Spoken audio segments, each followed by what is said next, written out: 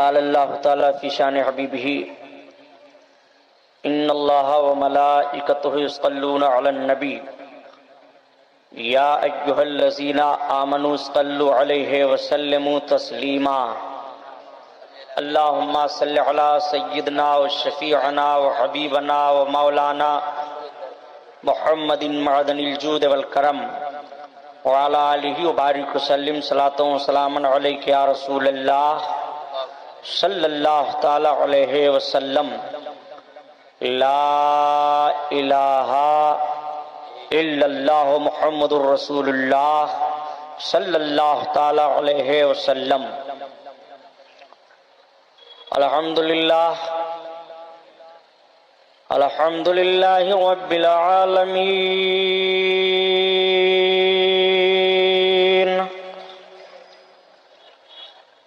والصلاة والسلام على سید المرسلین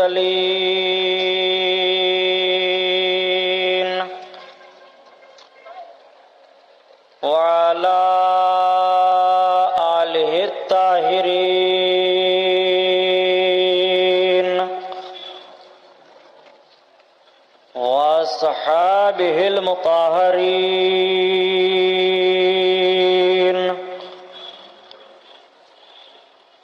وابنہ الغوث العظم الجیلانی محی الدین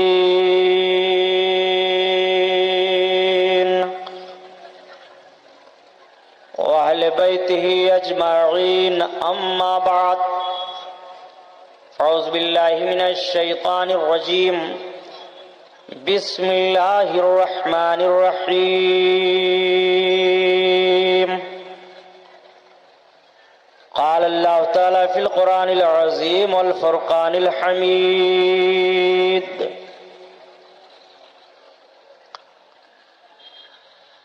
قل یا ایھا الناس انی رسول اللہ علیکم جمیعا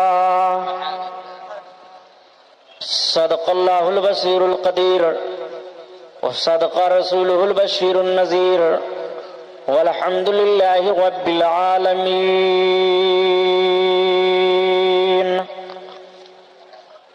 لائق صدر احترام علماء اہل سنت، قابل قدر سامعین حضرات، آئیے ہم اور آپ سب سے پہلے اپنے اور ساری کائنات کے مرکز عقیدت حضور رحمت للعالمین شفیع المذنبین رسول گرامی وقار محبوب پروردگار دونوں عالم کے مالک و مختار حضور محمد الرسول اللہ صلی اللہ تعالی علیہ وسلم کے دربار پر انوار میں درود شریف کا نذرانہ پیش فرمائیں۔ پڑھیے بلند آواز سے صلی اللہ علیہ نبی وآلہ صلی اللہ علیہ وسلم صلاۃ و سلام علیک یا رسول اللہ صلی اللہ تعالی علیہ وسلم۔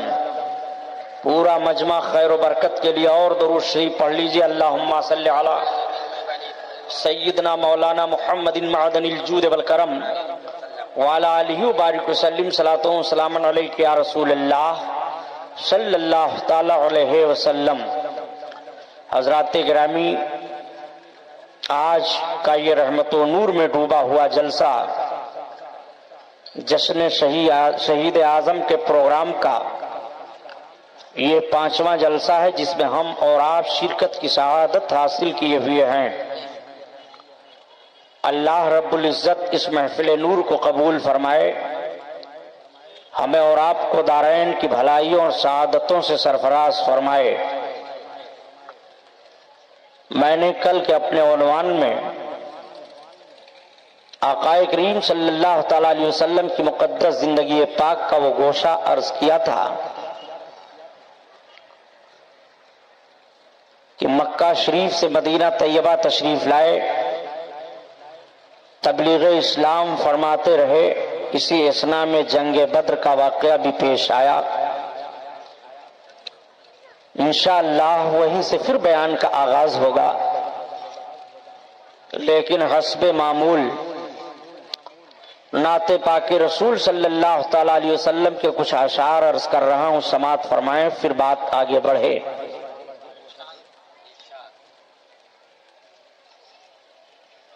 طبیعت تو غم میں گھبرائے تو طیبہ یاد کر لینا، تو طیبہ یاد کر لینا۔ طبیعت تو غم میں گھبرائے تو طیبہ یاد کر لینا، تو طیبہ یاد کر لینا۔ طبیعت تو غم میں گھبرائے تو طیبہ یاد کر لینا، کوئی مشکل مقام آئے تو طیبہ یاد کر لینا، تو طیبہ یاد کر لینا۔ کوئی مشکل مقام آئے تو طیبہ یاد کر لینا، تو طیبہ یاد کر لینا۔ خزاں کے بعد جب ہریالی پھیلے سرخیاں پھوٹیں، خزاں کے بعد جب ہریالی پھیلے سرخیاں پھوٹیں، یا رسول اللہ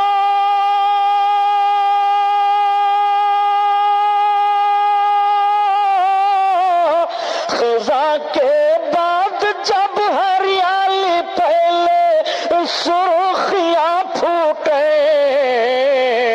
کوئی غنچہ چٹک جائے تو طیبہ یاد کر لینا، تو طیبہ یاد کر لینا۔ کوئی مشکل مقام آئے تو طیبہ یاد کر لینا، تو طیبہ یاد کر لینا۔ زمیں پیاسی ہو جھل سے جا رہے ہوں کھیت کے پودے، زمیں پیاسی ہو جھل سے جا رہے ہوں کھیت کے پودے، اگر پانی برس جائے تو طیبہ یاد کر لینا، تو طیبہ یاد کر لینا۔ یا حبیب اللہ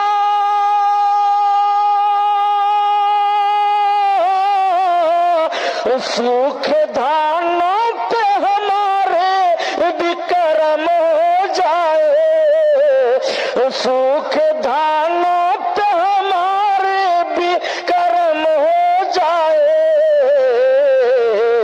برس رحمت کی گھٹا بن کے تمہارے گیسو، تمہارے گیسو، برس رحمت کی گھٹا بن کے تمہارے گیسو، تمہارے گیسو۔ ہم سیاہ کاروں پہ رب تپش محشر میں، ہم سیاہ کاروں پہ رب تپش محشر میں، ہم سیاہ کاروں پہ رب تپش محشر میں۔ سایہ افغان ہو، سایہ افغان ہو تیرے پیارے کے پیارے گیسو، سایہ افغان ہو تیرے پیارے کے پیارے گیسو، سوکھے دانوں پہ ہمارے بھی کرم ہو جائے، ہمارے بھی کرم ہو جائے۔ صدقہ لینے نور کا ان کے گھر سے ہر گئی، صدقہ لینے نور کا ان کے گھر سے ہر گئی، صدقہ لینے نور کا ان کے گھر سے ہر گئی۔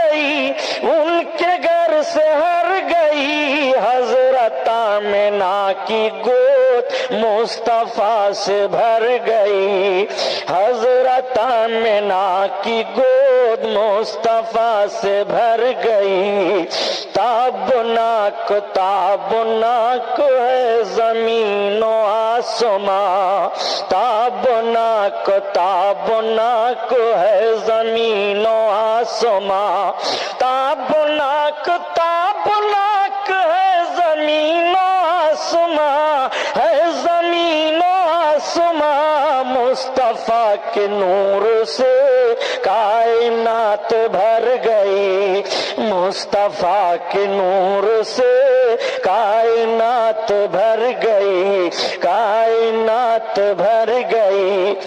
بو جہل بو بکر بصدق دل دیکھتے ہیں عین نور، بو بکر بصدق دل دیکھتے ہیں عین نور، بو بکر بصدق دل دیکھتے ہیں عین نور، دیکھتے ہیں عین نور، کج نگاہ بو جہل جانب بشر گئی، کج نگاہ بو جہل جانب بشر گئی، جانب بشر گئی، اور قبر میں ہوئی نصیب جب زیارت حبیب، قبر میں ہوئی نصیب، قبر میں ہوئی نصیب جب زیارت حبیب، جب زیارت حبیب، مرکز حیات پر زندگی ٹھہر گئی، مرکز حیات پر زندگی ٹھہر گئی، اور ایک لمحہ کے لیے آئی تھی انہیں بھی موت، ایک لمحہ کے لیے آئی تھی انہیں بھی موت، ایک لمحہ کے لیے، ایک لمحہ کے لیے آئی تھی انہیں بھی موت، آئی تھی انہیں بھی موت، پھر ہمیشہ کے لیے ان کی موت مر گئی، پھر ہمیشہ کے لیے ان کی موت مر گئی، ان کی موت مر گئی، صدقہ لینے نور کا ان کے گھر سے ہر گئی، حضرت آمنہ کی گود مصطفیٰ سے بھر گئی، بھر گئی۔ درود پاک اللہم صلی علی سیدنا مولانا محمد معدن الجود والکرم وعلی آلہ وبارک وسلم، صلاۃ و سلام علیک یا رسول اللہ صلی اللہ تعالی علیہ وسلم کی شان سے حسان بولے، فدائے حامل قرآن بولے، غلام موتی ایمان بولے، ان نکترس دقیقہ دان بولے، ادب کا مطلع تابان بولے، واحسن من کلم ترقت عینی واجمل من کلم تلد النساء، خلقت مبرعا من کل عیب کانک قد خلقت کما تشاء، ہزار بار بشویم دہن ز مشک و گلاب، ہنوز نام تو گفتن کمال بیاد بیست، حضرات نبی کونین صلی اللہ تعالیٰ علیہ وسلم کی مقدس زندگی پاک کا حصہ مدینہ طیبہ کی سرزمین پر گزر رہا ہے، میرے آقا تبلیغ اسلام فرما رہے ہیں، اللہ کے رسول صلی اللہ تعالیٰ علیہ وسلم کی بارگاہ میں یہ کے بعد دیگرے لوگ حاضر ہو کر کے اسلام قبول فرما رہے ہیں، تلوار کے زور سے اسلام نہیں پھیلا ہے، بلکہ آؤ دیکھو مدینہ شریف کی آبادی مختلف قبیلوں پر تھی، مدینہ میں مختصر عیسائی بھی آباد تھے، مدینہ طیبہ میں یہودی بھی آباد تھے، مدینہ طیبہ میں انصار آباد تھے جو اسلام قبول کر چکے تھے اور اپنے خاندان میں وہ اسلام کی تبلیغ کر کے اور لوگوں کو ورغلا رہے تھے کہ اسلام قبول کرو، اسلام بڑھتا چلا جا رہا تھا، اسلام پھیلتا چلا جا رہا تھا۔ مدینہ طیبہ میں یہودی کیوں آباد ہوئے؟ ایک سوال میں آپ سے کرتا ہوں، کیا آپ نے اپنے ذہن و فکر میں کبھی اس سوال کو سوچ کر کے کسی سے پوچھا کہ آخر مدینہ طیبہ میں یہودیوں کی آبادی کیسے ہوئی تھی، عیسائی کیسے آباد ہو گئے تھے؟ تو جب ہم سیرت رسول کا مطالعہ کرتے ہیں تو پتہ چلتا ہے یہودی اس لیے مدینہ طیبہ میں آباد ہوئے تھے کہ وہ اپنی کتابوں میں اور اپنے صحائف میں نبی آخر الزماں کے ہجرت کے مقام کو پہچانتے تھے، اور وہ یہ جانتے تھے کہ نبی آخر الزماں ہجرت فرما کر آئیں گے، یہیں ٹھہریں دیں گے، اس لیے ان لوگوں نے پہلے ہی سے وہاں پڑاؤ ڈال دیا تھا، ان کی نسلیں چل رہی تھی۔ اور کس بنیاد پر وہ سرکار کی اس دھرتی پر تشریف لے گئے تھے؟ اس لیے کہ بڑی اچھی قوم یہودیوں کی پہلے مانی گئی تھی، بڑا وقار و مرتبہ ان کو ملا تھا۔ حضرت موسیٰ پیغمبر علیہ الصلوۃ والتسلیم کے فرمانوں کی جب نافرمانی انہوں نے کی اور بخت نصر ان پر متسلط کیا گیا اور اس بادشاہ نے ان کو تخت و تاراج کر دیا، ان کو ذلت و رسوائی کے گڑھے میں ڈھکیل دیا گیا، تب انہوں نے دیکھا کہ ہم نبی آخر الزماں کے وسیلے سے فتح و کامرانی کی دعا مانگا کرتے تھے تو میدان میں ہم فتح پایا کرتے تھے، ہم وہی میدان اور اسی میدان میں کامیابی حاصل کرنے کے لیے، وہی وقار ہم پھر لینے کے لیے اور اسی طریقے سے اپنی عزت کو حاصل کرنے کے لیے ہمیں ضرورت ہے پھر کہ ہم نبی آخر الزماں ہی کی مدد لیں۔ چنانچہ نبی آخر الزماں یہاں قیام فرما ہوں گے، ہم یہیں رہیں گے تاکہ جب وہ تشریف لائیں گے یہاں تو ہم ان کی بارگاہ میں حاضر ہو کر کے ان کی فرما برداری کریں گے، ہماری واپس گئی ہوئی عزت آ جائے گی، ہمارا واپس گیا ہوا وقار لوٹ آئے گا، ہم کو آبرو مندانہ جیون بتانے کا پھر موقع مل جائے گا۔ یہ ذہن و فکر لے کر کے وہ مدینہ کی سرزمین پر آباد ہوئے۔ آقا کریم صلی اللہ تعالی علیہ وسلم کی بارگاہ میں ایک یہودی پہنچے جن کا نعمان نام تھا، وہ کیسے پہنچے سرکار کی بارگاہ میں؟ ان کا واقعہ بیان کیا جاتا ہے کہ جب اللہ کے رسول مدینہ طیبہ میں جلوہ افروز ہوئے تو نعمان نے جا کر کے سرکار کی زیارت کی اور دیکھا، اور دیکھنے کے بعد نعمان آئے اپنے گھر۔ نعمان کے باپ نے نعمان کو ایک کتاب دیا تھا اور اس کتاب کو مہر بند کر دیا تھا اور کہا تھا کہ اب بالکل قریب ہے، نبی آخر الزماں یہاں پر ہجرت فرما کر کے تشریف لائیں گے۔ چنانچہ جیسے نعمان نے سنا کہ پیغمبر اسلام آئے ہوئے ہیں، تمام تعریفیں سن کر کے نعمان نے سرکار کی زیارت کی اور زیارت کرنے کے بعد واپس آ کر کے اپنے باپ کی دی ہوئی کتاب کے مہر کو توڑ دیا اور توڑ کر کے جب پڑھنا شروع کیا تو نعمان کہتے ہیں کہ جیسے جیسے میں سرکار کو دیکھ کر کے آیا تھا اسی طرح سے میں کتاب میں لکھا ہوا پا رہا تھا، اسی طریقے سے ساری باتیں پائی گئی تھی۔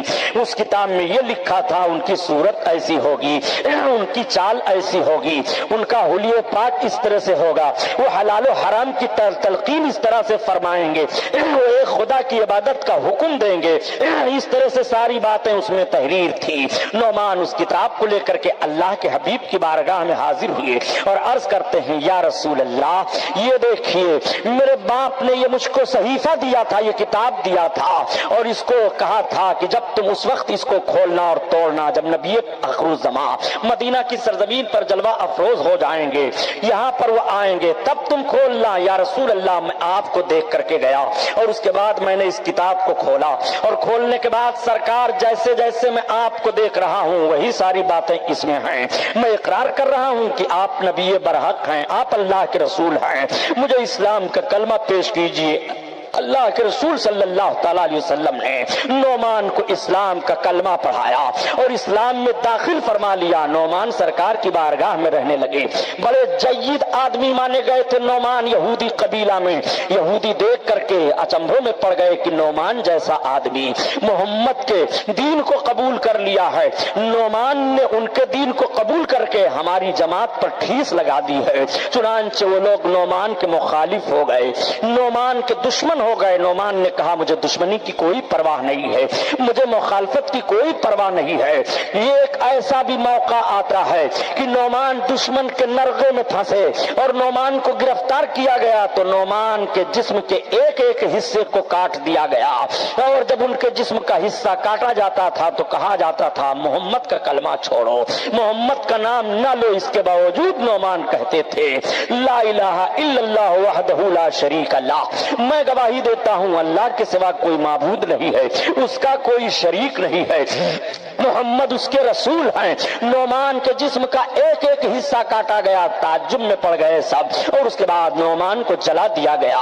لیکن نعمان نے نبی کونین صلی اللہ تعالیٰ علیہ وسلم کے کلمہ کو چھوڑا نہیں بلکہ ثابت کر دیا، اور نعمان نے للکار کر کے کہا تھا اے یہودیو، جب تم آپس میں بیٹھتے تھے تو کہا کرتے تھے کہ محمد کے اندر یہ خوبیاں پائی جا رہی رہی ہیں۔ محمد وہی ہیں جس کی بشارت تورات میں دی گئی ہے، جس کی بشارت ہماری کتابوں میں آئی ہے، اور جن کی ہم تعریفیں پڑھا کرتے تھے ان کی ساری علامتیں ان کے اندر پائی جا رہی ہیں۔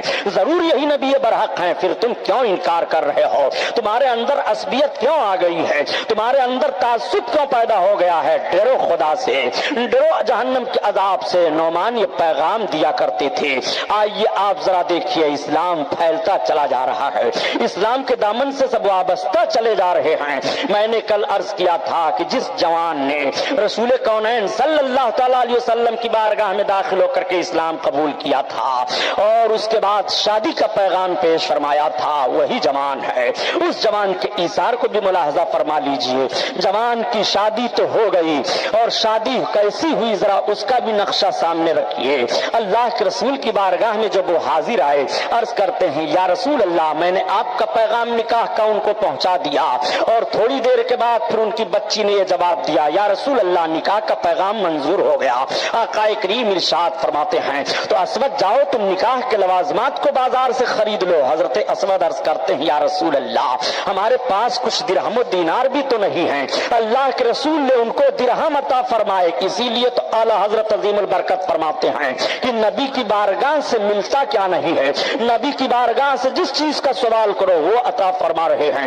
درہم و دینار کا سوال عطا کرو تو مقدار عطا فرما رہے ہیں، صحت و توانائی کا سوال کرو تو عطا فرما رہے ہیں، مکان و رزق کا سوال کرو تو عطا فرما رہے ہیں۔ اس لیے کہ نبی کا ایسا دربار ہے کہ ان کے وہاں انکار ہے ہی نہیں، ان کے وہاں انکار کا کوئی معاملہ ہی نہیں پایا جاتا ہے۔ واہ کیا جود و کرم ہے شہ بتہا تیرا، شہ بتہا تیرا، نہیں سنتا ہی نہیں مانگنے والا تیرا، مانگنے والا تیرا، مانگنے والا تیرا۔ اللہ اللہ، نبی کے دربار سے کسی مانگنے والے کو انکار نہیں کیا جاتا ہے۔ جو جو سوال لے کر کے نبی کی بارگاہ میں پہنچتا ہے، آقا کریم صلی اللہ تعالی علیہ وسلم اسے عطا فرماتے ہیں۔ آئیے ذرا رسول کونین کی مقدس سیرت پاک کا یہ باب بھی ملاحظہ فرماتے چلیے۔ رسول کونین نے ان کو درہم عطا فرما دیے ہیں۔ وہ جوان درہم لے کر کے جاتے ہیں، شادی ہونے والی ہے، نئی نویلی دلہن گھر آنے والی ہے، بازار میں ادھر ادھر دیکھتے ہیں، یہ سامان لے لو اپنے دلہن کے لیے، یہ سامان لے لو اپنے دلہن کے لیے۔ تب تک پیچھے سے کسی نے آواز دے دیا، الرحیل الرحیل۔ الرحیل کا جملہ جب بولا جاتا تھا تو لوگ سمجھ جاتے تھے کسی میدان میں ہم کو جانا ہے، ہمیں کہیں لڑائی پر جانا ہے۔ وہ ٹھہر گئے اور انہوں نے آواز دینے والے سے پوچھا، یہ اعلان کرنے کے لیے تمہیں بازار میں کس نے بھیجا ہے؟ کہا مجھ کو اللہ کے رسول نے بھیجا ہے۔ جوان تھوڑی دیر سوچنے کے بعد کہتا ہے، اچھا جاؤ تم آگے بڑھ کر کے اعلان کرو۔ اعلان کرنے والا تو آگے بڑھ جاتا ہے، لیکن اسود کھڑے سوچ رہے ہیں کہ اب میں شادی کے لوازمات خریدوں کہ میدان جنگ میں جانے کا اسلحہ خرید لو؟ شادی کے لوازمات کی چیزیں تو بعد میں ہیں، اور شادی کی رعنائیاں اور بہاریں تو بعد میں ہیں۔ مذہب اسلام کے لیے خون کا قطرہ پیش کر کے اپنے بہادری کا جوہر دکھا دینا اسلام کی اشاعت کے لیے پہلے ہے۔ رسول اللہ کے قدموں میں قربان ہونے سے جو شادی کا مزہ ملے گا وہ اس شادی میں مزہ نہیں ہے جس کا انتظار ہم کر رہے ہیں۔ رسول کی نگاہوں کے سامنے خاک و خون میں تڑپتی ہوئی لاش دکھائی دے تو زندگی کے لیے معراج حاصل ہو جائے۔ نبی کونین صلی اللہ تعالی علیہ وسلم نے آواز دلوائی ہے، الرحیل الرحیل، میدان میں چلو۔ نوجوان کے ذہن و فکر کا معاملہ بدل گیا۔ جوان نے اسی عطا کردہ رقم سے جنگ میں جانے کے لیے اسلحہ خرید لیا، اور اسلحہ لے کر کے جوانوں کے ساتھ وہ شریک ہو گئے میدان جنگ میں۔ بڑی بھیانک جنگ ہوئی ہے، اسلام کو غلبہ حاصل ہوتا ہے، اللہ کے رسول کے صحابہ کا دستہ کامیاب ہو جاتا ہے۔ جب کامیابی سے وہ ہمکنار ہوئے اور شہداء کے لاشوں کو اکٹھا کیا جانے لگا تو اسود کی لاش نبی کونین کے سامنے لائی جاتی ہے۔ اللہ کے رسول کی نگاہیں مقدس جیسے پڑی، آنکھوں میں اشک آ جاتے ہیں۔ نبی کونین صلی اللہ علیہ وسلم کی نگاہیں بھیگ جاتی ہیں۔ صحابہ عرض گزار ہوتے ہیں، یا رسول اللہ، اور شہیدوں کی لاشیں بھی آئی ہیں، مگر نگاہ نبوت میں آنسو نہیں چھلکے۔ اسود کو دیکھنے کے بعد معاملہ ملا، کیوں ایسا ہوا؟ اللہ کے رسول ارشاد فرماتے ہیں اے لوگوں، اسود کا جوہر وہ تھا اسلامی کہ اسود نے شادی ہونے والی تھی، اپنی شادی کو الگ کر کے اور اسی رقم سے اسلحہ خرید کر کے یہ میدان جنگ میں شریک ہوا ہے۔ میں دیکھ رہا ہوں مجھے جنت کی حوریں دکھائی دے رہی ہیں اور وہ سب کہہ رہی ہیں یا رسول اللہ یہ شہید مجھے دیا جائے، یہ شہید میرے حق میں دیا جائے، یہ شہید میرے حق میں دیا جائے۔ تب تک پیچھے سے آواز آتی ہے اے اللہ کے رسول، جنت کی حوروں کا حق بعد میں ہوگا، اس جوان کی دلہن بننے والی میں تھی، اس جوان کے اوپر میرا حق ہے۔ یا رسول اللہ میں وعدہ دلانا چاہتی ہوں کہ جب قیامت کے میدان میں جنتیوں کو اور شہیدوں کو حوریں دی جائیں تو یہ شہید میرا شوہر ہے۔ یہ اسی لڑکی کی آواز تھی جس نے نکاح کا پیغام بھیجا تھا، اس نے یہ ثابت کر دیا جو چیز رسول اللہ کو پسند ہے وہ چیز ہمیں پسند ہے۔ آپ ذرا سیرت رسول کا پہلو مطالعہ کرتے چلیے اور اسلام کے درد کا احساس اپنے دل میں بٹھاتے ہوئے چلیے۔ آج ہم نے اسلام کے لیے کیا کیا ہے؟ اسلام کے لیے خون بہانے کو کون کہے؟ اپنے ایمان و عقیدہ کی حفاظت کے لیے سجدہ میں سر نہیں جا رہا ہے، اپنے ایمان و عقیدہ کی حفاظت کے لیے خیرات نہیں کر پا رہے ہیں، اپنے ایمان و عقیدہ کی حفاظت کے لیے اعمال صالحہ کی طرف ہم نہیں بڑھ پا رہے ہیں، اپنے ایمان و عقیدہ کی حفاظت کے لیے سلوک نہیں پیش کر پا رہے ہیں، اپنے ایمان و عقیدہ کی حفاظت کے لیے ہم صالح نہیں بن پا رہے ہیں۔ یہ ہماری زندگی کا دستور ہے، مگر اگلے جوانوں کے جوہر کو دیکھو، ان کی بہادری کو دیکھو، ان کے طاقت و قوت کو دیکھو، ان کے جوش و جذبہ کو دیکھو، وہ رسول اللہ صلی اللہ تعالیٰ علیہ وسلم پر کس طرح قربان ہونے کے لیے ہر آن ہر لمحہ وہ تیار رہا کرتے تھے۔ ان کی زندگی کا مشن یہی تھا کہ رسول کونین کی محبت ہمارے دل میں رہے، اور ان کے لیے نصرت غیبی آواز دے رہی تھی کہ قدرتیں کی محمد سے وفات ہونے تو ہم تیرے ہیں، یہ جہاں چیز ہے کیا لوح و قلم تیرے ہیں۔ آپ ذرا سمجھتے ہوئے چلیے جوان یہ بھی ہے، رسول اللہ صلی اللہ علیہ وسلم کی بارگاہ میں حاضر ہو کر کے اسلام کا کلمہ پڑھ رہے ہیں۔ مدینہ طیبہ کے اکثر لوگ سرکار کی بارگاہ میں حاضر ہوتے چلے آ رہے ہیں، عورتیں آ رہی ہیں، مرد آ رہے ہیں، غلام آ رہے ہیں۔ غلاموں نے دیکھا یہ تو ایسے رسول ہیں کہ غلام کلمہ پڑھ لیتا ہے تو غلامی کی زنجیر سے چھٹکارا پا جاتا ہے، غلامی کی زنجیریں ٹوٹ جایا کرتی ہیں۔ مالداروں نے دیکھا کہ یہ تو محمد کا ایسا دربار ہے کہ جب کوئی کلمہ غلام پڑھ لیتا ہے تو اس کو اتنی عزت مل جاتی ہے، اگر کوئی رئیس اس طرح سے کلمہ پڑھ لے گا تو اسے کتنی عزت ملے گی۔ میرے سرکار سب کو عزت دیا کرتے تھے، میرے آقا سب کے قدر کو بڑھایا کرتے تھے، کسی کی دل جوئی میں کوئی کمی نہیں ہوتی تھی، اللہ کے رسول کی بارگاہ سے کسی کو دل شکنی نہیں ہوتی تھی، کوئی مایوس نہیں ہوتا تھا۔ آؤ ذرا ملاحظہ فرماؤ نبی کونین صلی اللہ تعالیٰ علیہ وسلم کی بارگاہ میں کیسے کیسے لوگ حاضر ہو کر کے اسلام قبول کر رہے ہیں۔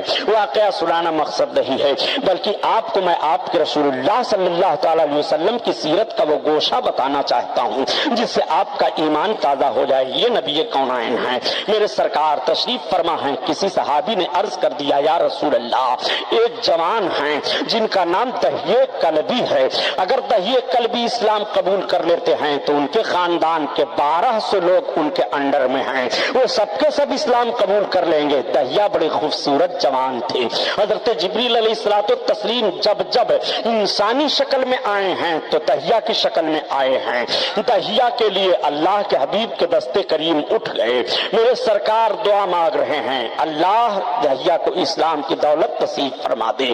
حضرت دہیہ کے لیے اللہ کے حبیب اسلام کی دولت کے لیے دعا کر رہے ہیں، نبی کی دعا قبول ہو جاتی ہے۔ میرے سرکار کی دعا کیوں نہ قبول ہو؟ اللہ کے حبیب جس کے لیے دعا فرما دے اللہ اللہ اس کے لیے باب اجابت کھل جائے، اس کے لیے دعا دلہن بن کر کے جائے۔ اللہ کے حبیب صلی اللہ تعالیٰ علیہ وسلم نے دہیہ کے لیے دعا کی ہے اور دعا قبول ہو گئی۔ میرے سرکار دوسرے وقت بیٹھے ہوئے ہیں کہ صحابہ کی نگاہیں دیکھ رہی ہیں کہ وہ دیکھو دہیہ آ رہے ہیں، ابھی جن کے لیے کل سرکار نے دعا کی ہے وہی سرکار کی بارگاہ میں چلے آ رہے ہیں۔ صحابہ خوش ہو گئے کہ میرے آقا نے ابھی تھوڑے دیر پہلے دعا مانگی ہے اور کتنی جلدی دہیہ چلے آ رہے ہیں۔ جب دہیہ سرکار کی بارگاہ میں آئے تو اب آقا کا قریبانہ حال ملاحظہ فرمائیے۔ میرے سرکار نے دیکھا دہیہ آ رہے ہیں، لبھائے ناز پر مسکراہٹ آ جاتی ہے۔ اعلیٰ حضرت عظیم البرکت اسی لیے تو فرماتے ہیں کہ میرے سرکار کے لبھائے نازک پر جب مسکراہٹ آئے تو کیسا لگتا ہے کہ پتلی پتلی گلے قدس کی پتیاں ان لبوں کی نزاکت پہ لاکھوں سلام، لاکھوں سلام۔ اللہ اللہ، آقائے کریم صلی اللہ علیہ وسلم کے لبھائے نازک پر مسکراہٹ آ گئی، دہیا آ رہے ہیں۔ دہیے قلبی جیسے سرکار کے قریب پہنچے، میرے آقا نے اپنی چادر لی اور زمین پر بچھا دیا، ارشاد فرمایا دہیا بیٹھو۔ تب تک دہیا نے اپنے دونوں ہاتھوں سے پاک چادر کو اٹھا لیا اور اٹھانے کے بعد چوم لیا، چومنے کے بعد آنکھوں سے لگایا اور آنکھوں سے لگانے کے بعد اپنے سر پر رکھا۔ راویان حدیث بیان فرماتے ہیں یہ تقریر کا جملہ نہیں ہے جو نشیب و فراز سے میں آپ کو سمجھاتا چل رہا ہوں، بلکہ حدیث پاک کے الفاظ کا ترجمہ پیش کر رہا ہوں۔ دہیا نے چادر کو اٹھا لیا، اٹھانے کے بعد اس کو چوم لیا اور چومنے کے بعد آنکھوں سے لگا لیا اور لگانے کے بعد اپنے سر پر رکھ لیا۔ اب اللہ کے حبیب ملاحظہ فرما رہے ہیں، آج کچھ لوگ چومنے چاٹنے پر بھن نہ جانے کیسی کیسی باتیں جڑ دیا کرتے ہیں۔ سنو پیارے،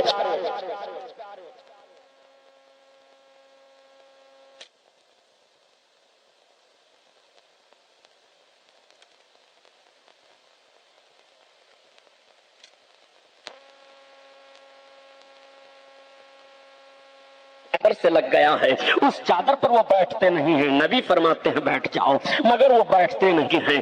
اللہ کے رسول کے سامنے ہی چادر کو اٹھاتے ہیں، چوم رہے ہیں، مگر نبی نے منع نہیں فرمایا دہیا چوم کیوں رہے ہو؟ آنکھوں سے لگا رہے ہیں، نبی نے نہیں روکا آنکھوں سے کیوں لگا رہے ہو؟ پھر وہ اپنے سر پر رکھ رہے ہیں، نبی نے نہیں روکا کہ سر پر کیوں رکھ رہے ہو؟ اس لیے کہ میرے آقا صلی اللہ علیہ وسلم دہیا کے دل کی کیفیت کو دیکھ رہے ہیں۔ یہ سب کچھ دہیا کر رہے ہیں تو محبت میں کر رہے ہیں، میرے ہاتھ کے لگنے کو دیکھ کر کے دہیا کر رہے ہیں۔ لیکن اس کو بھی آپ اپنے ذہن و فکر میں رکھیے گا، ابھی حضرت دہیے کلبی نے کلمہ نہیں پڑھا تھا، یہ کلمہ پڑھنے سے پہلے پہلے چادر کا احترام کر رہے ہیں، کلمہ پڑھنے سے پہلے پہلے اس کو اپنے ہونٹوں پر لگا رہے ہیں، کلمہ پڑھنے سے پہلے پہلے اپنے آنکھوں سے اس چادر کو لگا رہے ہیں۔ آپ سے میں پوچھنا چاہتا ہوں، یہ کلمہ پڑھنے سے پہلے پہلے نسبت رسول کا احترام کیا جا رہا ہے اور تم کلمہ پڑھنے کے بعد بھی نسبت رسول کا احترام نہیں کر پا رہے ہو۔ ذرا ملاحظہ کرو نبی کونین کی مقدس سیرت کو، اللہ کے رسول صلی اللہ تعالی علیہ وسلم ملاحظہ فرما رہے ہیں، نبی نے منع نہیں فرمایا دہیا چادر مت چومو، یہ تو بچھانے والی چیز ہے، یہ تو بیٹھنے والی چیز ہے، نہیں نہیں، بلکہ جب یہ اپنے سر پر چادر کو رکھ چکے تو عرض کیا کرتے ہیں نبی کی بارگاہ میں؟ عرض کرتے ہیں اے اللہ کے رسول، اس چادر پر میں بیٹھنے کے لائق نہیں ہوں، بلکہ یہ چادر تو ایسی ہے کہ میں اپنے سر پر رکھ کر کے اس سے برکت حاصل کروں۔ میرے آقا سے پھر عرض کرتے ہیں یا رسول اللہ اپنا دست کریم آپ پڑھائیے، مجھے اسلام میں داخل فرمائیے، کلمہ پڑھائیے۔ اللہ کے رسول صلی اللہ تعالی علیہ وسلم کے خوشی کی انتہا نہیں رہی، میرے سرکار دہیا کو کلمہ پڑھاتے ہیں اور کلمہ پڑھا کر کے اسلام میں داخل فرما لیتے ہیں۔ دہیا اسلام میں داخل ہو گئے، صحابہ کو جوش آیا، صحابہ نے نعرہ لگایا، بڑی خوشی کی لہر دوڑ گئی ہے، دہیا اسلام لائے ہیں۔ وہ دہیا اسلام لائے ہیں جو اپنے خاندان پر بڑا اثر و رسوخ رکھ رہے ہیں، جن کے خاندان کے کافی لوگ ان سے متاثر ہو کر کے اسلام قبول کریں گے، دہیا اسلام قبول کر لیے ہیں۔ اب اسلام جب دہیے کلبی نے قبول کر لیا تو بیٹھ کر رونے لگے، ایسے انداز سے رونے لگے اللہ اکبر کہ ان کے آنکھوں کے آنسو نہیں رک رہے ہیں۔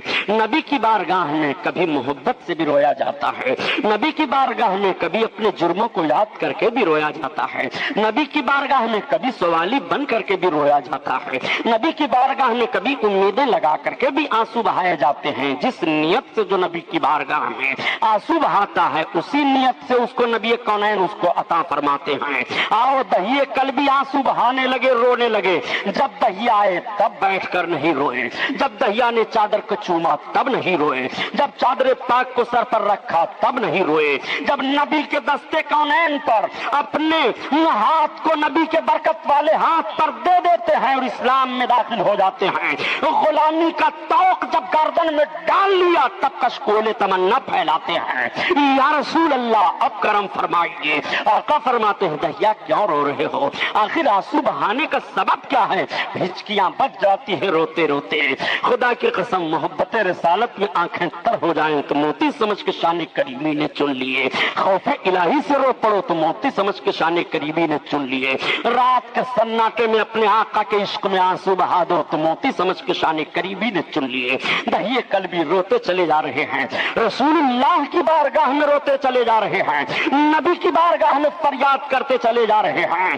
آقا کریم کی بارگاہ میں آنسو ان کے گر رہے ہیں, فریاد کر رہے ہیں اور یہ بول رہے ہیں اعلی حضرت کی زبان میں, ایک میں کیا میرے عیسیاں کی حقیقت کتنی, بد سہی چور سہی مجرم و ناکار سہی, اے وہ کیسا ہی سہی ہے تو کریمہ تیرا, کریمہ تیرا. ایک میں کیا میرے عیسیاں کی حقیقت کتنی. یا رسول اللہ اگر آپ چاہ لو تو ایک میں کیا اور میرے گناہوں کی حقیقت کیا ہے میرے آقا, اگر آپ چاہ لو تو 1,00,000 گنہگاروں کے لیے آپ کا اشارہ کافی ہوگا. میرے آقا آپ چاہ لو تو ایک میں کیا میرے عیسیاں کی حقیقت کتنی, مجھ سے 100,00,000 کو کافی ہے اشارہ تیرا, اشارہ تیرا. حضرت دہیے قلبی روئے چلے جا رہے ہیں, آنکھوں سے آنسو بہتے چلے جا رہے ہیں, رک نہیں رہے ہیں. نبی کا فرمان پھر جاری ہوتا ہے, اے دہیا بتاؤ آخر کیوں رو رہے ہو, کیوں آنکھوں سے آنسو گر رہے ہیں, ہچکیاں بدھی ہوئی ہے. عرض کرتے ہیں یا رسول اللہ بہت بڑا مجرم ہوں, یا رسول اللہ میں بہت بڑا پاپی ہوں, یا رسول اللہ میں نے بہت غلطی کی ہے. آقا کریم کی بارگاہ میں اپنی خطا کو عرض کر رہے ہیں, اپنے گناہ کو نبی کی بارگاہ میں بیان کر رہے ہیں. اے لوگوں پتہ یہ چلا کہ اگر خطا ہو جائے تو نبی ہی کی بارگاہ ہے معافی کے لیے, اگر گناہ ہو جائے تو نبی کی بارگاہ میں اپنے گناہوں کو پیش کر کے معافی مانگا کرو. یہ صحابی رسول ہیں جب کلمہ پڑھ لیتے ہیں, کلمہ پڑھنے کے بعد اب اپنے جرم کو بیان کر رہے ہیں. یا رسول اللہ میں بہت بڑا مجرم ہوں, یا رسول اللہ میں بہت بڑا خاطی ہوں, یا رسول اللہ میں بہت بڑا پاپی ہوں. اے میرے آقا میں اپنا جرم بیان کرنا چاہتا ہوں. آقا کریم صلی اللہ تعالیٰ علیہ وسلم فرماتے ہیں دہیا تم اپنا جرم بیان کرو. اعلیٰ حضرت عظیم البرکت کی زبان میں سنو, گویا وہ اس طرح سے عرض کر رہے ہیں کہ گرچہ ہے بے حد قصور تم ہو غفور, اور بخش دو جرم و خطا تم پہ کرو درود, بخش دو جرم و خطا تم پہ کرو درود, تم پہ کرو درود. اللہ اللہ. نعرہ رسالت, مذہب اسلام, علامہ غلام محی الدین صاحب قبلہ سبحانی. آپ ذرا ملاحظہ فرمائیں, حضرت دہیے قلبی سے آقا فرماتے ہیں اپنے گناہ کو بیان کرو. وہ اس انداز سے نبی کی بارگاہ میں گناہ بیان کرنے جا رہے ہیں اور یہ عرض کرتے ہوئے گویا اسی مفہوم کو اعلیٰ حضرت عظیم البرکت بیان فرما رہے ہیں کہ بے ہنر و بے تمیز کس کو ہوئے ہیں عزیز, یا رسول اللہ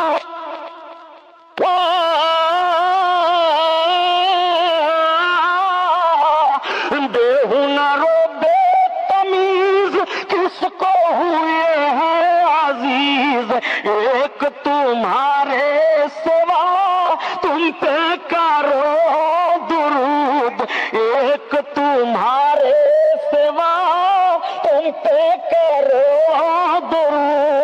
حضرت دہیہ کلبی اپنا جرم بیان کرنے جا رہے ہیں. یا رسول اللہ میں بہت بڑا مجرم ہوں. آقا فرماتے ہیں آخر تم اپنا جرم بیان تو کرو.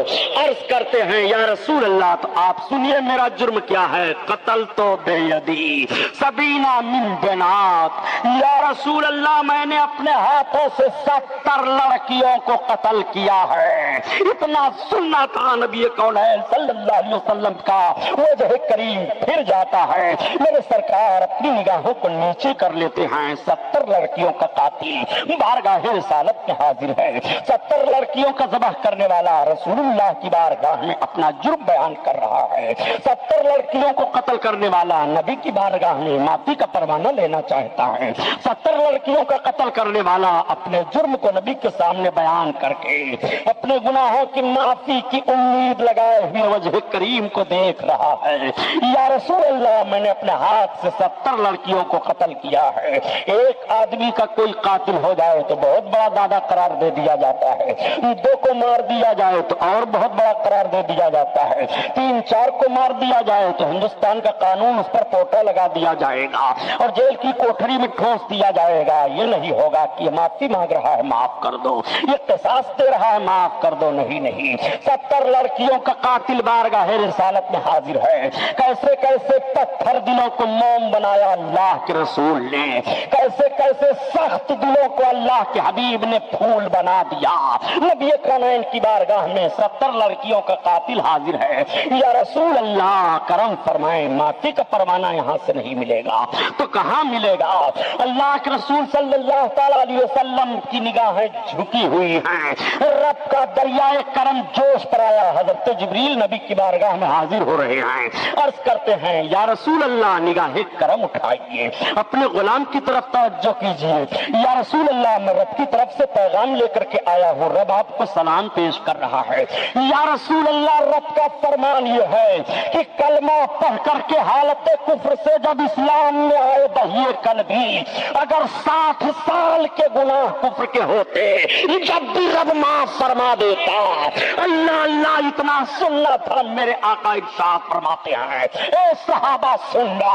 حضرت جبریل عرض کرتے ہیں یا رسول اللہ جب کوئی کلمہ پڑھ کر کے اسلام میں داخلہ لیتا ہے اگر 60 سال کے اس کے کفر کے گناہ ہوں تو رب تعالیٰ معاف فرما دیتا ہے. نبی فرماتے ہیں صحابہ سنو, اگر ایک مرتبہ کلمہ پڑھنے سے 60 سال کے کفر کے گناہ معاف ہو جاتے ہیں تو تم کثرت سے گناہ کثرت سے کلمہ پڑھتے رہو گے تو تمہارے کیوں نہیں گناہ معاف ہوں گے. تم رحمت کے مستحق کا نہیں ہوگے, جنت کے مستحق کا نہیں ہوگے. رسول اللہ و صحابی, اللہ کے رسول اس کو بیان کر کے رو پڑے اور آپ کے صحابہ رو پڑے. نبی کے مقدس آنکھوں سے آنسو بہنے لگے.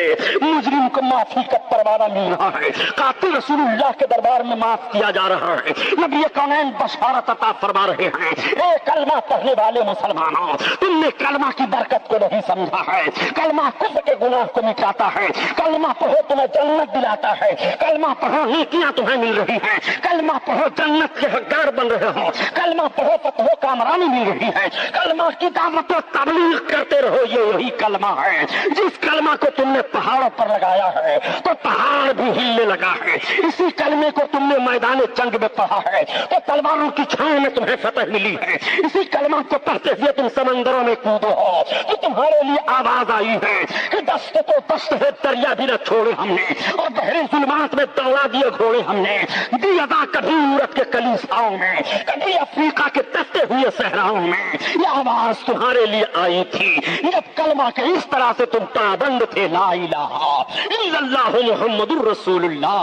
نعرہ تکبیر, نعرہ رسالت, مذہب اسلام, مسلک اعلی حضرت علامہ سبحانی صاحب قبلہ. آپ ذرا غور فرمائیے, مدینہ طیبہ کی سرزمین پر میرے آقا تشریف فرما ہے.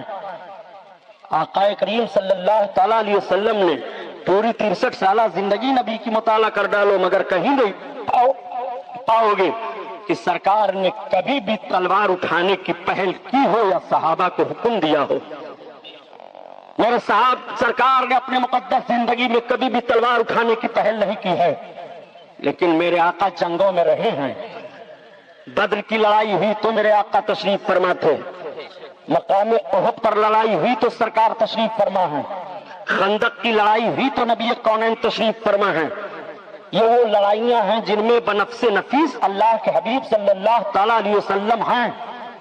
ایک بات اور میں آپ سے عرض کر دوں، جب اسلامی جنگوں کو کچھ لوگ کہتے ہیں تو کہتے ہیں یہ اسلامی جنگیں ہوئی ہیں اور ان اسلامی جنگوں سے مسلمانوں کو جہاد کا ذہن ملتا ہے.